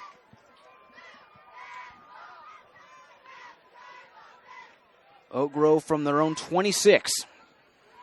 Awuzie takes the handoff, and he's stuffed. It's that Mitty defensive line. You see Kyle Evans in there come in late. They try to stack that box and force Oak Grove to really utilize their special players and have them work their magic. But Mitty's doing a phenomenal job, and I've seen big number 87 Tommy Hudson on the left side of that defensive line for Mitty doing a nice job, not only from his first initial step, but closing his offensive lineman in towards the play. As it's now 2nd down and 8, we see Aguirre in motion towards the far side as it's another rush play towards the middle. Out to the 31-yard line. A gain of maybe 2. It's going to bring up 3rd down and 5. And right now the clock is your enemy if you're Oak Grove. These short rushing plays are really chewing up a lot of time. There's 5 minutes and 7 seconds left to play in the third quarter. Checking into the huddle now is Brian Moore for Oak Grove. As Ray Cruz runs back into the huddle, we see Bernardo come in as well. 3rd down and 5 for the Eagles. They have the ball on their own 31-yard line, taking a lot of time as they line up with a tight end over towards the right side of the offensive play. Pass goes towards Awuzie on the quick slant, slips 1 tackle as he's brought down at the 39-yard line. That will be a first down for Oak Grove on the quick slant. They're picking on the far side cornerback and across the far side of the field. That's actually Jacob Wesson across the far side of the field, but that's a first down for Oak Grove on the old quick slant. And, of course, I'm seeing Awuzie sort of limp and favoring that left foot. It's been causing him a lot of problems. But even then, he's still a tough matchup one-on-one with any corner. From the 39, 1st and 10, Bernardo, right side. Stood up, coming in and making the tackle is Drew Mount. From the outside linebacker spot for Mitty. Gain of about 4 yards. It'll bring up 2nd down and 6. 4 minutes and 4 seconds left to play in the third. Oak Grove with a couple rush plays to start this drive. They complete the pass to Chidobe Awuzie on the quick slant, but that clock still rolls as we now have under 4 minutes left to play here in the third quarter. 24-0 in favor of Mitty. Oak Grove moving left to right on your screen in the blue jerseys on 2nd down and 6. Pitch towards the far side. Chidobe nowhere to go as the Monarch defense flies forward. Jason Sutton off the far side edge. Give him credit on the tackle. Well, on that last play, I mean, really just a mismatch there. I mean, of course, Sutton, you see a 6'2", 220-pound defensive end going up against Nick Bernardo, who's 5'10", 195. I mean, that's a mismatch waiting to happen. I mean, just a one-on-one block. I mean, I'm sorry. I mean, Bernardo is talented, but, I mean, Jason Sutton just imposed his will. And once that block fell away, there was nowhere for Awuzie to go. And then, of course, Sutton and Dakari Monroe just converged on that tackle. I mean, this Mitty defense is playing out of its mind right now. Sutton, the defensive end on the top side, as the quarterback Cruz is under pressure from the get-go. He had nowhere to go. He was dropping back and trying to set up for the play as Eric Sargis comes off the opposite edge. So we see the far side edge, and now it's the near side, and it's all Mitty as they face, a great Oak Grove offensive line that has shown they can rush the ball, but right there they work both the right and the left side, and now it's 4th down for Oak Grove. I think what's even more disturbing for the Eagles offense, Sargis basically came in untouched, which tells me that probably there was a missed assignment somewhere. Somebody didn't pick up the blitz. Montez lines up from his own 17-yard line to punt the ball away. It's a high end-over-end punt, very short, takes an Oak Grove bounce to about the 46-yard line.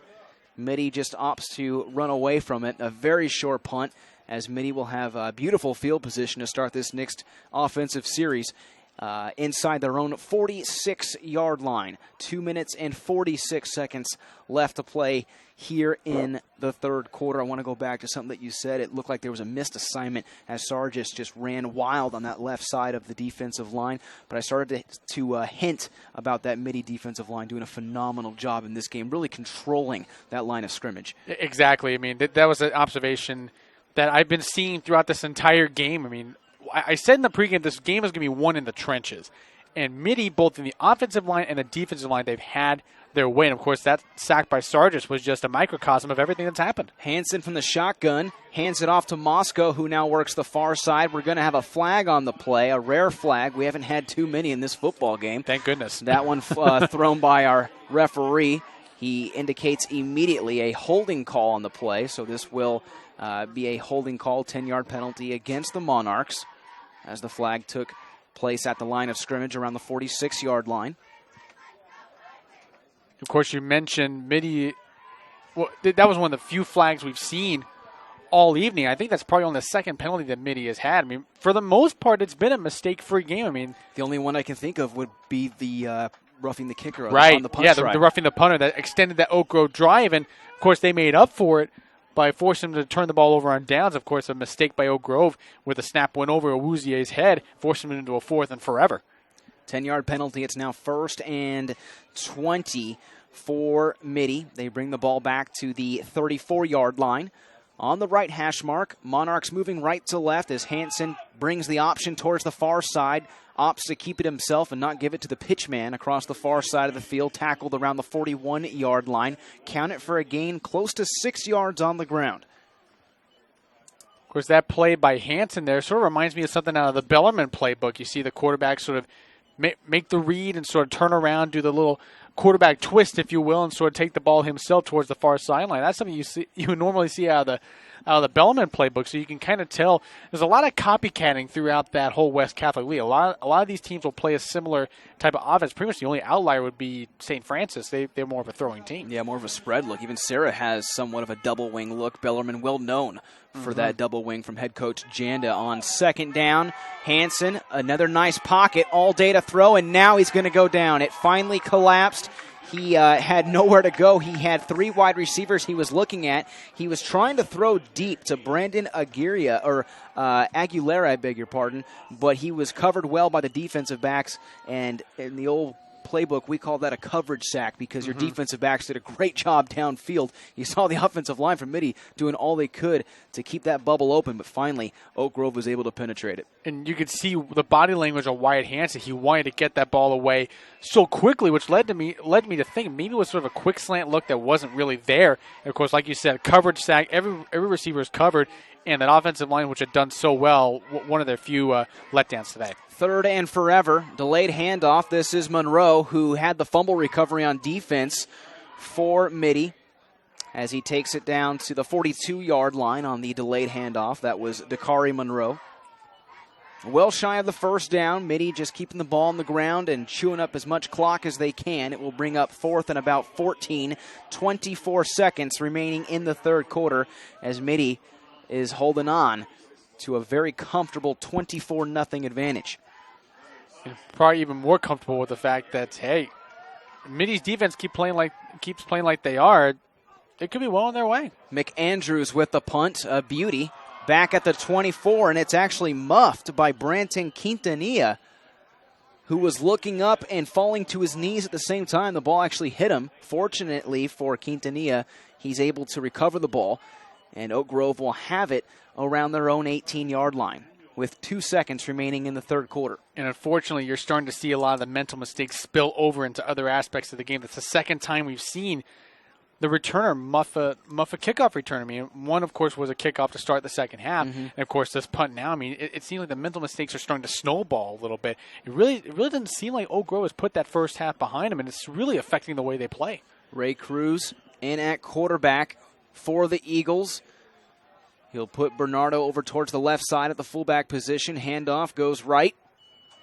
Ball carrier takes it out to the 23-yard line as the siren sounds to end the third quarter. We have 1 quarter left to play, and it's the number 7 Mitty Monarchs all over the number 2 Oak Grove Eagles, 24-0 here on PlayOnSports.com, your destination for high school sports. Fans, PlayOnSports.com is not only your destination for Friday night football action, but it's also the place for the most comprehensive coverage of high school playoff and championships events in all sports from across the country. PlayOnSports.com. High school sports lives here. Philip Kern to my right, I'm Sean Hennessy. Thank you so much for tuning in to this evening's broadcast. We bring you the CCS Open Division playoff matchup here in the opening round. The number 7 Mitty Monarchs coming into this game with an overall record of 7-3, taking on the 2 seed Oak Grove Eagles, a perfect 10-0. But if you were just watching this game for the first time, you wouldn't think so, because Mitty, who is 7-3, has a 24-0 lead on the undefeated Oak Grove Eagles as we start the fourth quarter here at Oak Grove High School. Both teams switch sides. It'll bring up second down and 5 for Oak Grove as they have the ball around their own 23-yard line. Winner of this game will face off against St. Ignatius or Palma, and I believe the last time we checked, that game was in the third quarter, a 21-14 lead from St. Ignatius over Palma. And as soon as we have a scoring update, and we do, it's now 28-14 in the third quarter, St. Ignatius over Palma. The winner of this game will face the winner of that matchup. On second down and 5, rush play towards the middle of the offensive line as the pile starts to gather around the 32-yard line. It will go for a gain of close to 4 yards. It will bring up 3rd and inches now for Oak Grove. The clock truly their enemy at this point, with 11 minutes and 42 seconds left to play in the ball game. Really, at this point, if you're Oak Grove, you got to start taking the clamps off this offense. I mean, obviously, the run game has not really produced what you would like, but I'm surprised they haven't gone to the screen game a little more. I mean, just giving the ball to Owuzie and just let him get the ball in space and just let him work for you. Cheeto Bay under center at the quarterback position, hands it off to his fullback, who works straight ahead for a gain of about 3 yards. That'll be an Oak Grove first down. I agree with you, partner. We saw that one big screen play to Cheeto Bay, and he had a nice block set up by, I believe it was his center downfield, Joe Lopez, and Oak Grove has opted not to go back to that play call. Instead, it's been a lot of dives. We've seen a couple pitches here and there, but for the most part, Mitty's done a nice job just stopping the passing game all around. Absolutely. It's like they're holding themselves back a little bit with the fourth quarter right now. You just got to open up the playbook a little bit. 1st and 10. Cheeto Bay will take it on the QB keeper towards the near side as he swung out of bounds around the 43-yard line. That's Jacob Wesson throwing Cheeto Bay Awuzie out of bounds. And you see him frustrated now, punching the ground along the near sideline. Almost looked like he was limping a little bit as he was making his way towards the near side of the field. And he will stay on the sideline here for Oak Grove, but he does pick up the first down. Although I'm not too sure if that foot is still right, because I saw a lot of open space around that corner. If he was able to hit that hole, he would have been gone. I just don't know if that foot is healthy right now. Edwin Aguirre will take his place at the tailback position. Ray Cruz in at quarterback. Play action, throws deep, and that one is incomplete. Brian Moore, the intended target, covered nicely downfield by the defensive back. Drew Mount, incomplete pass that'll bring up 2nd down and 10. Well, it was a nice idea for the play action. I mean, but the only problem with that is it only can be successful if you've had a good day on the ground with the run game, and Oak Grove has just not had that. So really with the play action, I mean, there's really nothing for that Mitty defense to bite on. I mean, sure that you might be able to divert them one way or the other, but there's really nothing to key in on that kind of play action. 2 fullbacks behind Ray Cruz, who lines up 2nd down and 10 for Oak Grove on their own 44. This one will work straight ahead out to the 49-yard line. Gain of close to 5 yards for the Eagles. 10 minutes and 33 seconds left to play here in the fourth quarter. It will bring up 3rd down and about 5 for the Eagles offense. Ray Cruz back in under center. We saw Cheeto Bay Awuzie playing a little bit of quarterback here in this fourth quarter, but he is on the sideline now, and Ray Cruz will line up under center. The Eagles will bring 5 wide receivers out onto the field. Mitty with 4 down linemen, playing 1 outside backer towards the near side. This will be a delayed pitch to Aguirre, who tries to work the right side of the offensive formation. With 5 wide receivers, they opt to pitch it to Aguirre, who was that slot receiver on the inside, for a gain of 4. A yard shy of the first down marker. It's now 4th and 1. They tried to utilize Aguirre as sort of that sweeper, sort of that fly sweep element that the Eagles have on offense. I mean, they haven't really used it a whole lot. I mean, they gave it to Awuzie a couple of times. They've utilized Aguirre as sort of the sweeper. But really, it seems like anything they tried, it just hasn't broken anything open. 4th and 1. Oak Grove will go for it. In that power formation, fullback dive straight ahead. Line judge and side judge come together, and it will be a first down for Oak Grove at the 45-yard line of Mitty. It will stop the clock briefly at 9 minutes and 22 seconds. They convert on 4th down, but at this point it may just be a small note in tonight's broadcast, because the play clock will resume now. 9 minutes and 18 seconds continue to roll as Ray Cruz comes back into the huddle. Mitty will make some substitutions on defense. Now coming into the defensive line is Karn Bahati, lining up at the defensive tackle position. 1st and 10 for Oak Grove on the Mitty 45-yard line, moving right to left. Cruz checking down the calls along the offensive line. 3 wide receivers at the top side. Handoff goes left for a minimal gain, maybe 1. It'll bring up 2nd down. Just no push on that offensive line. I mean, it just seems like the Mitty defense is just pinning their ears back and just converging. I mean, they haven't really needed at this point to really send extra guys in the box. I mean, they've done it just out of habit, obviously, but you know, this Monarch defense just unbelievable showing right now. I mean, it's been impressive. There's no way around it. Really impressed with Jason Sutton and the other defensive and Eric Sargis, those 2 edge players, if you will, doing a nice job in this game as the play goes towards the far side of the field. Nico Randolph with the reception as he is tackled out of bounds around the 39-yard line for a gain of about 6 yards. It'll bring up 3rd down and 4, but I want to get back to that point. I'm just really impressed with those edge players for Mitty, working the right and left side of that defensive line. They've had a phenomenal game so far here tonight, pitching a shutout. We haven't talked about that. I know I've mentioned the score, 24-0, but this Mitty defense is pitching a shutout here in this Open Division playoff game. Yeah, I mean, and I don't think anybody expected that. I mean, if you did, I mean, I would like you to send me the lotto numbers for this next week because I'm sure you've got some clairvoyance that you'd like to share with the rest of us. Oak Grove with Bernardo and Awuzie as the pitch goes far side to Aguirre, and he's drilled in the backfield. And it looked like that was Eric Sargis once again in on the tackle. Had a couple other Monarchs there, but I want to go back to Oak Grove. They had Chidobe, Awuzie, and Bernardo, who were averaging around 10 yards per carry, folks, coming into this game through 10 regular season games in the Mount Hamilton division. They go 10-0, and they have 2 guys averaging around 10 yards per carry, but tonight they just can't get it done on that outside edge. Mitty doing a phenomenal job, and you see right there, really shutting down that outside edge and forcing what is going to be another 4th down try for Oak Grove. 4th down and 6.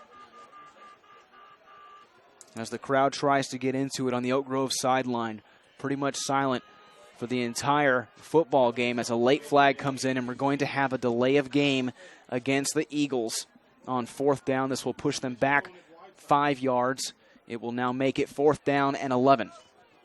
Well, now if you're Mitty, you can sort of play back a little bit and sort of anticipate a pass at this point. I mean, with it being a 4th and 6, you can kind of think, well, maybe they'll spring a run on you a little bit, maybe you draw sort of a delay. Now with the 4th and 11, I mean, you can sort of sit back and play a little bit of a zone, maybe send a zone blitz a little bit, because I mean, there's a few different ways you can do this because your back's not against the wall here at sort of that gray area where it's sort of like the 4th and middle distance.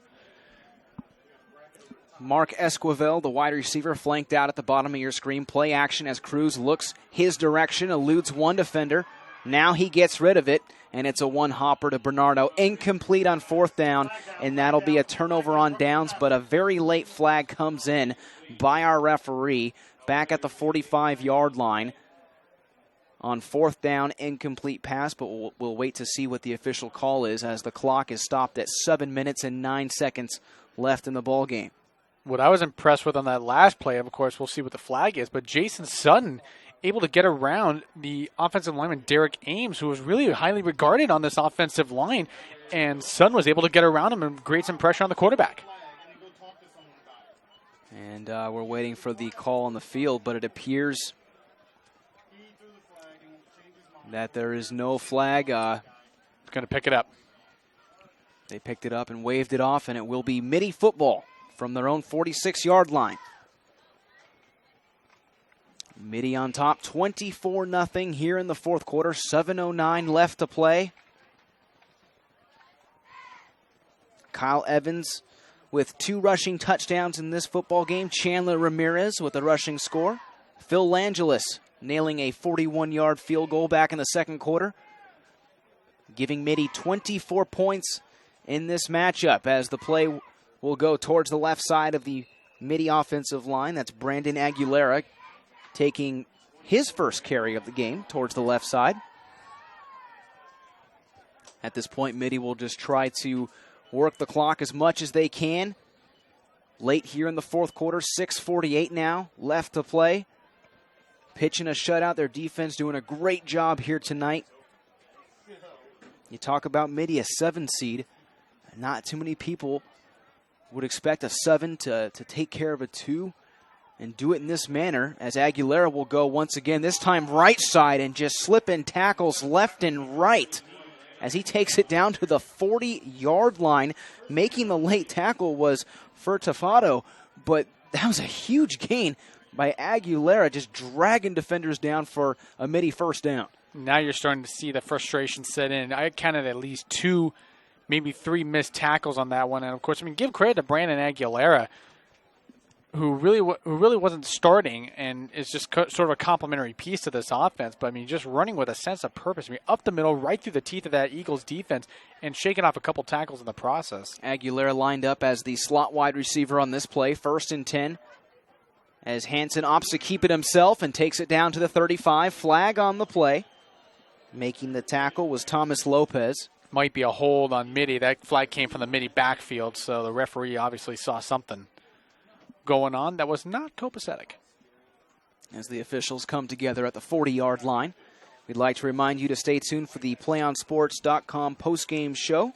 Philip and myself will select a player of the game, and I will have a live interview with that player coming up following the broadcast here on PlayOnSports.com. And looking back down on the field, it was indeed a holding call, but there was also a penalty committed against Oak Grove. So both penalties will offset, and they will replay first down.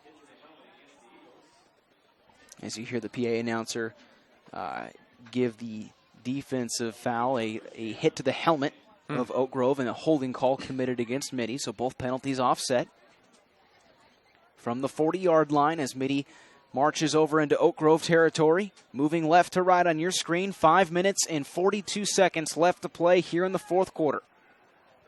Quarterback Wyatt Hansen directly under center, orchestrating this offense, doing a reverse now to Dakari Monroe on the far side of the field, but the defensive backs of Oak Grove staying home. Oscar Aguirre on the far side of the field, forcing that play to go out of bounds.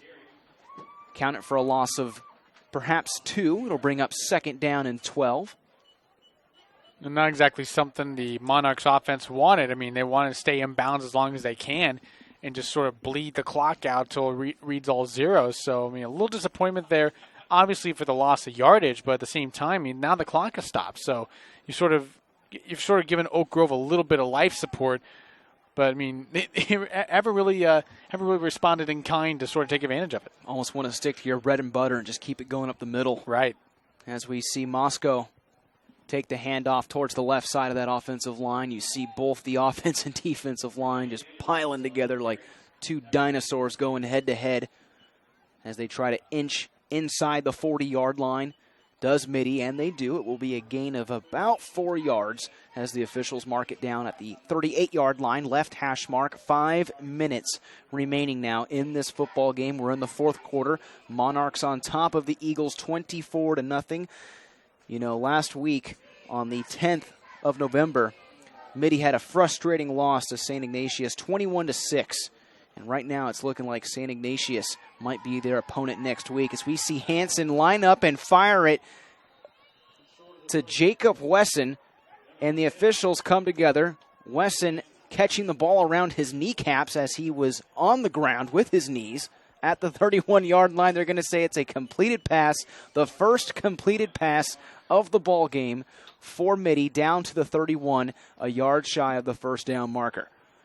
Now, if you would have asked a Mitty fan this scenario, you would have said, okay, you're going up against Oak Grove, first round CCS Open Division matchup, but you would tell them Wyatt Hansen would not complete his first pass until the fourth quarter. You'd think, oh, well, with under 5 to play. Right, with under 5 to play, you'd think, we're probably getting beat. Well, in this case, hey, I think they'll take it. I don't think they really care if it took till the fourth quarter for Wyatt Hansen to complete a pass. And he hit Jacob Wesson, who just picked up his 25th reception on the year, as Mitty opts to go for it on fourth down, and they convert. They needed half a yard. Instead, they pick up about 4 down to the 26-yard line. It's a smart play call, no unsportsmanlike conduct there. I mean, they want to go for it, folks, to keep the chains moving and keep that clock moving, and indeed they do. There's now 3 minutes and 40 seconds left to play here in the fourth quarter. I want to go back to that point that I was talking about. St. Ignatius, 21-6 loss for Mitty.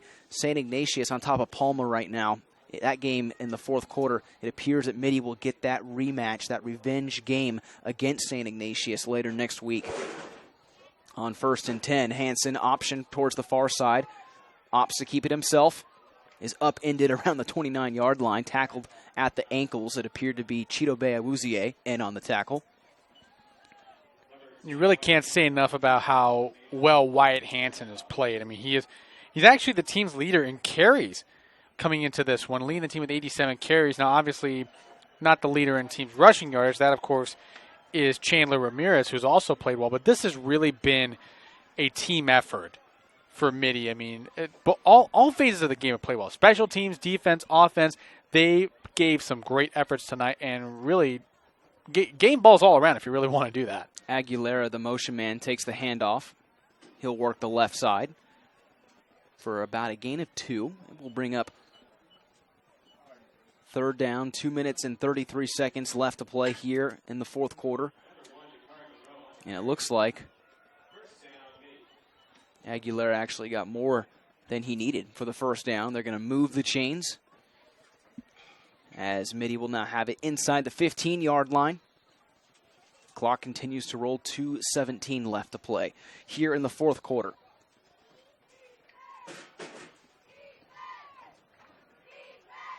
New quarterback in under center. This is Scherenberg, who hands the ball off towards the middle. Wyatt Hansen did his job. Aguilera takes the call. But Will Scherenberg, number 16 now, taking the snaps for Mitty as this one winds down.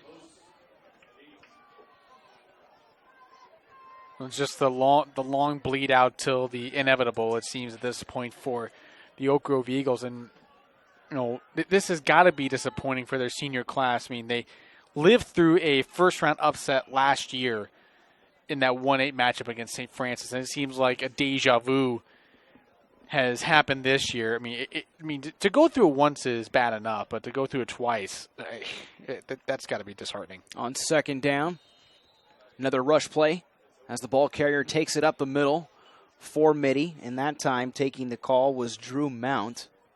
First time we've called his name in at the tailback position. It will bring up third down and 1 minute and 8 seconds remaining in the football game.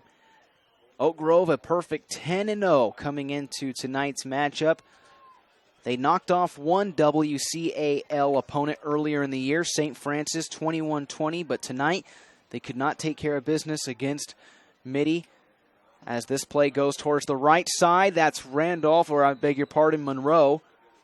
And he's tackled at the 1. He almost had 6, but he was tripped up at the last second by his ankles at the 1-yard line. The clock will continue to roll, 42 seconds. Fresh set of downs on the Mitty offensive side. It's first and goal. And the proper thing at this point would be to just take a knee and come out of here with a victory, as there's now 28 seconds left to play. At this point, I mean, like you said, there's really no reason to run a play, but I mean, they're just so close. I mean, 1 yard away, it'd be tempting just to try to see if you can get one more play towards the end zone. I mean, not because you want to rub it in, but just because you worked so hard to drive down the field and get to that point. So it looks like they'll take a delay of game. Yeah, we had a delay of game that stops the clock at 15 seconds, but that's going to do it as the Mitty offense heads back up towards the line of scrimmage. They line up in the victory formation, and that'll do it. That'll do it. The number 7 Mitty Monarchs defeat the number 2 seed Oak Grove Eagles by a final score of 24-0. They pitch a shutout here at Oak Grove High School. And I know I sort of mentioned how disappointing this was for Oak Grove, but let's not take anything away from how well Mitty played. I mean, and like we said before, all 3 phases of the game, offense, defense, special teams. I mean, not enough can be said about this defense. Pitching a shutout, keeping Bernardo and Awuzie in check. They weren't able to really break one big play that could really be a momentum changer. I mean, they had this offense bottled up from the word go, and Oak Grove, you could tell, just was bamboozled by this Mitty defense. I mean, they threw all sorts of different things at him, and just the edge blitzes and just being able to stop that vaunted run game. I mean, congratulations to the Monarchs for moving on in this type of fashion, but I got to tell you what, they're going to have to give this kind of effort every week from here on out, because judging from the way this open division is going, anyone can go down at any given weekend. I mean, this has just been an absolutely unbelievable showing. It doesn't get any easier from this point in the postseason. Congratulations to Mitty. They defeat Oak Grove 24-0. Folks, Philip and I are going to step aside for a moment. When we come back, I will announce our PlayOnSports.com player of the game. Shortly following, I will have a live interview with that player. 24-0, Mitty defeats Oak Grove here at Oak Grove High School. Don't go anywhere. More coming up on PlayOnSports.com. One match away from immortality. This is a total team effort. We're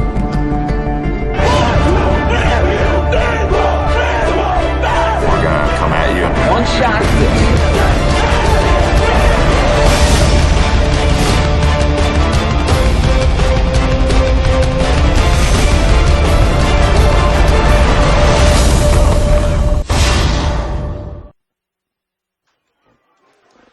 Congratulations to the Mitty Monarchs, who are now celebrating across the far side of the field. They knock off Oak Grove 24-0. They pitch a shutout, and we're going to give it to a defensive player. We're going to give our PlayOnSports.com player the game honors to number 33, the junior Eric Sargis, the defensive back for Mitty High School. Did a phenomenal job on the outside edge for Mitty, recording several tackles, coming up big, and really forcing a lot of plays back to the inside. He helped out his Mitty Monarch football team tonight capture a victory over the number 2 seed Oak Grove Eagles. So once again, Eric Sargis, our PlayOnSports.com player of the game. Don't go anywhere, folks. Phillips down on the field in just a few moments. He'll bring up Eric Sargis, and I'll have a live interview coming up in just a few moments on PlayOnSports.com. We can get a player up here. Oh, that's good stuff. All right, perfect. Prepare a Wiley Ballard graphic. Do you want me to start the stream? Start the stream. Camera 3. Beautiful. We're coming in on 1. For more information on how your school can join the Play On School broadcast program, go to playonsports.com/SBP.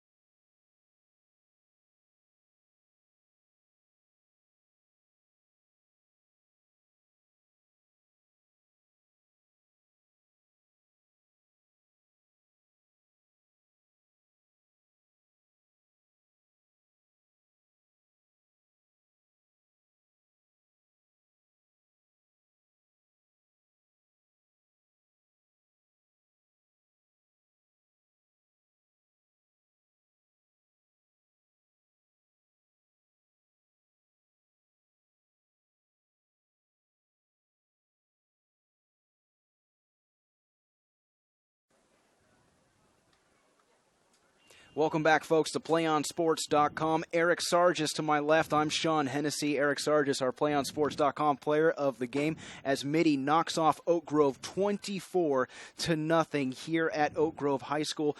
Eric, 24-0. Here we are in the Open Division Round 1 of the playoffs. Defense pitched a shutout. What was the game plan coming into this matchup? You know, our game plan was our coach just said we need to play physical, stop them at the point, and I think we did pretty good doing that. We ran a 4-4 cover 3, and yeah, we just played physical.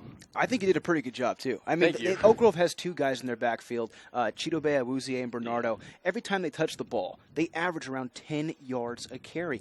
What was the key to stopping them tonight? Because you guys obviously did. Yeah, we just watched them all the time. They were our keys, and our safeties were always over them. And, you know, we just had to.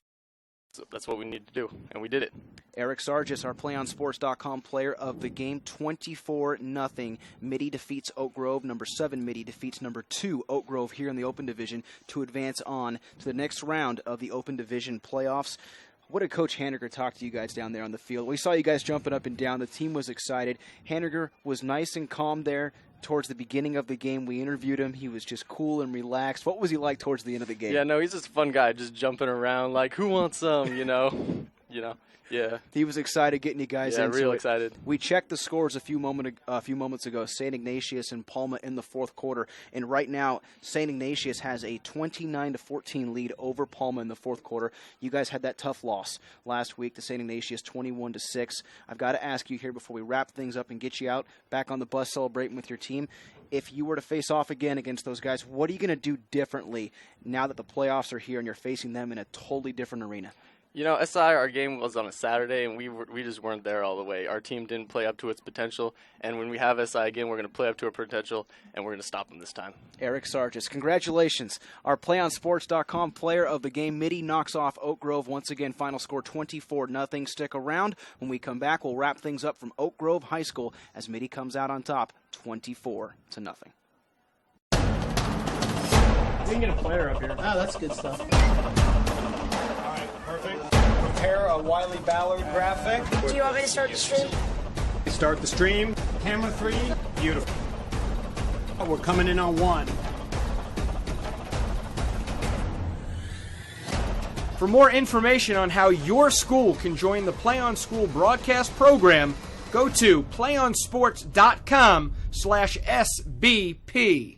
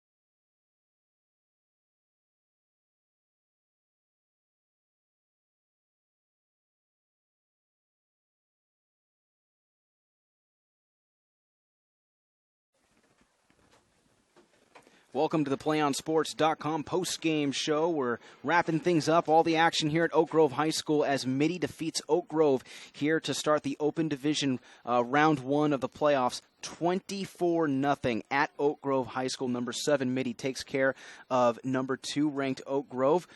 Kind of a shocker. I know we didn't really expect this particular outcome, but talking with our PlayOnSports.com player of the game, Eric Sargis, he was confident, said all the right things, and he mentioned, you know, we watched Chidobe Awuzie, we watched Nick Bernardo, we keyed in on them from the defensive perspective, and that's why they were able to come out victorious here tonight. Well, really, it really was the case. Of course, Coach Haniger really emphasized this. He said, look, if we can keep Bernardo and Awuzie at bay, we've got a chance to win this. And he actually said something to me earlier in the week that I thought was pretty interesting. He actually liked the matchup against Oak Grove. Now, normally you wouldn't think of that with a 7 going against a 2, saying, yeah, we like that matchup. We think we can do this. But that just shows how strong the West Catholic is. This is nothing against Oak Grove. I mean, they had a fine season. Unfortunately, it came to an end a lot sooner than they would like. But this just shows how strong and how tough the West Catholic is. I mean, you pitch a shutout in high school football, that's a big accomplishment. But to do it against that Eagles offense, with all the weapons that they've got, Awuzie with that dual threat, running and receiving the ball, Bernardo, 1,700 yards rushing coming in. Both these guys had 10 yards a carry average coming in. And it was just like they were bottled up. They couldn't do a thing against this Mitty defense. And it was just plenty of things. It was the front 7. It was the defensive line getting pressure on the edges, up the gaps. They just did everything that you would expect a defense putting with this type of performance to do. And, of course, there weren't too many turnovers going on, but it was more mental mistakes that did Oak Grove in. And, unfortunately, this is something that the senior class is going to have to carry with them for quite some time. A class that has 2 first-round upsets, both as a number 1 and a number 2 seed. You know, I feel for that senior class because they accomplished a lot, especially the 2 guys that we talked about, Bernardo and Awuzie. They accomplished a lot. They gave a lot to this Eagle football program. But to have 2 first-round upsets back-to-back years, you can't even imagine what they must be thinking right now. They're probably thinking, what do we have to do sort of get over this hump? I mean, that's something they're going to have to work at without this group of seniors and sort of work at it again next year. And you got to give all the credit in the world to Mitty. They came out and played the game of their life tonight. You know, after that tough loss to St. Ignatius last week, 21-6, they come into Oak Grove as a 7 seed in the Open Division and knock off the 2 seed Oak Grove Eagles by a final score of 24-0. It's the PlayOnSports.com postgame show. Philip Kern, I'm Sean Hennessy, and we have a scoring update to give you folks at home. St. Ignatius over Palma right now, late in the 4th quarter. It's now 35-14 in favor of St. Ignatius. It looks like it's going to be a rematch of last week's game, SI versus Mitty. But before we go into that, what we think is going to take place later next week, how about the WCAL? We were just talking about it off the air. You know, Bellarmine well ahead of Terra Nova. Sarah on top of Poly. What's going on right now? Because they are making a statement here tonight. Well, I think it's really just a matter of just how tough that West Catholic matchup is. I mean, we've covered a few of these games with some of these teams, of course, back in early October. I mean, Bellarmine, Sarah, I remember when we did the post-game show there, we said, we're going to see one of these teams again down the road at some point. We don't know which round. We don't know in what capacity. We're going to see them again. Little did we know about how strong the West Catholic was going to be. And, of course, the matchups here, I mean, let's keep in mind here, these schools that are in here, they are not slouch teams. Palo Alto, of course, recently made an appearance in the state football finals just within a couple of years ago. So this is not a slouch program that Sarah is beating right now. And, of course, Palma has always been very, very strong. But, again, it's just this West Catholic team, because it is absolutely so, so tough. They've sort of been through the fire. They've been tested, and they've been sort of preparing for this type of thing. And, of course, it all goes down the line. I mean, of course, St. Francis in their own division has a very nice scene. Of course, there are 2. Let's just put this in perspective here. There are 2 teams in Division 3 right now, Valley Christian and Archbishop Riordan. They both had sub-500 records, and yet, based on CCS projection, they made it to the Division 3 finals. Now, some people think, well, they had sub-500 records. How is that absolutely possible? It's just because everything is so much weighted because the West Catholic is considered an A-plus league. Exactly. So, I mean, it's not really anybody's fault. That's just the way it is. And these other programs that came in, Palo Alto, Oak Grove, Terra Nova, and, of course, Palma, I mean, they earned it here. I mean, let's not sell them short here. They absolutely earned it. But it's just sometimes the immovable object meets the irresistible force, and I think the irresistible force is the entire West Catholic League. So the Open Divisions can be up for grabs. It's going to stay there in this league, but it's the only question of who's going to get it. So, I mean, really, we're just seeing a total dominance. I mean, the only one that I think was really a blowout is really the Bellarmine Terra Nova game, which is kind of, well, maybe 1-8, maybe 1 versus 8. Yeah. Right. Maybe you expected that a little more. But I mean, just to see how St. Ignatius, a 6, is taking care of Palma, a 3. And then, of course, I mean, Sarah's pulling away. They were a 5 seed. Palo Alto was a 4. I mean, just seeing all that, I mean, it just boggles your mind just how tough this league is. And then tonight, a 7 in Mitty, taking care of Oak Grove, a shutout, 24-0. And before we wrap things up, I want to touch up on one thing that our player of the game, Eric Sargis, said, who played a great job tonight from that outside edge. We saw him playing, it almost looked like an inverted linebacker. He's listed as a defensive back, but he came up and controlled that edge as an outside defender on that Mitty defense, pitching a shutout tonight. I asked him, I told him the scoring update with SI over Palma, and I said, how are you guys going to face them differently? Because next week, if if the score holds up and SI comes out on top, it's going to be a totally different arena. Playoffs are here. It's a different type of matchup, and he kind of hinted that, we played them on a Saturday. It was kind of out of our element, but I think it's really going to kind of clear the tables. Both teams 0-0, and that's how they're going to look at it going to that matchup. It should be a fun one if that score holds up, Mitty and SI next week. Oh, absolutely. And, of course, now we get another wrinkle into this whole thing.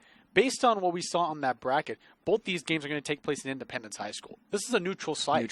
So neither team can really claim home field advantage. So it's really going to be a question of which school can get the fan base out to Independence High School and really pack that crowd out, because it's a big stadium. So there really can be a lot of electricity going on because Independence has such a big field, a lot of stands, so there really can be a lot of exciting things that happen.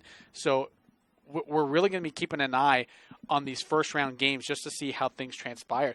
But, I mean, just the fathom the thought. I mean, I'm sure it was sort of in the back of everybody's minds thinking, well, what if all 4 West Catholic teams move on from the first round? We pretty much have an all-West Catholic Open Division final from the get-go, and I can guarantee you, you're going to probably hear a little bit of complaining from all the other divisions. Of course, the Blossom Valley Athletic League and a few others probably involved that probably think, geez, what are we supposed to do? But unfortunately, that's just the way it's drawn. That's just the way the seedings go, and they'll just have to find some different ways to beat them next year. And of course, this is what we see again. I mean, anybody who thought that Oak Grove was going to get shut out, you're probably a little more clairvoyant than the rest of us. I did not see this coming. You didn't see it coming. Nope. I can guarantee you, no one in the Oak Grove sidelines could have ever thought in the back of their mind that they would get shut out. Maybe if they thought they would win or lose, it would have been a close game. I was expecting a close game because these are 2 very good teams. But just Mitty's effort, I mean, I think you hit it right there. And the game of their lives. But let's just hope that this is not just the climax of their season ends right here. Because, I mean, they've got to get back to work starting on Monday, because it looks like, for all intents and purposes, they will play a rematch against St. Ignatius. They got to come with it like they did tonight. If they do that, they could find themselves in the Open Division final, because that effort will get you all the way to the championship game. A lot of bragging rights for the WCAL here tonight if all the scores hold up. But one score for sure is in the books. Number 7, Mitty takes care of number 2, Oak Grove, 24-0. Folks, that's going to wrap things up here at Oak Grove High School. I'd like to thank my analyst, Philip Kern. I'm Sean Hennessy, my videographer, David Custon, and my producer, Brad Youngquist. 24-0. Mitty takes care of Oak Grove. We'll see you next week right here on PlayOnSports.com, your destination for high school sports. Good night. One match away from immortality. This is a total team effort.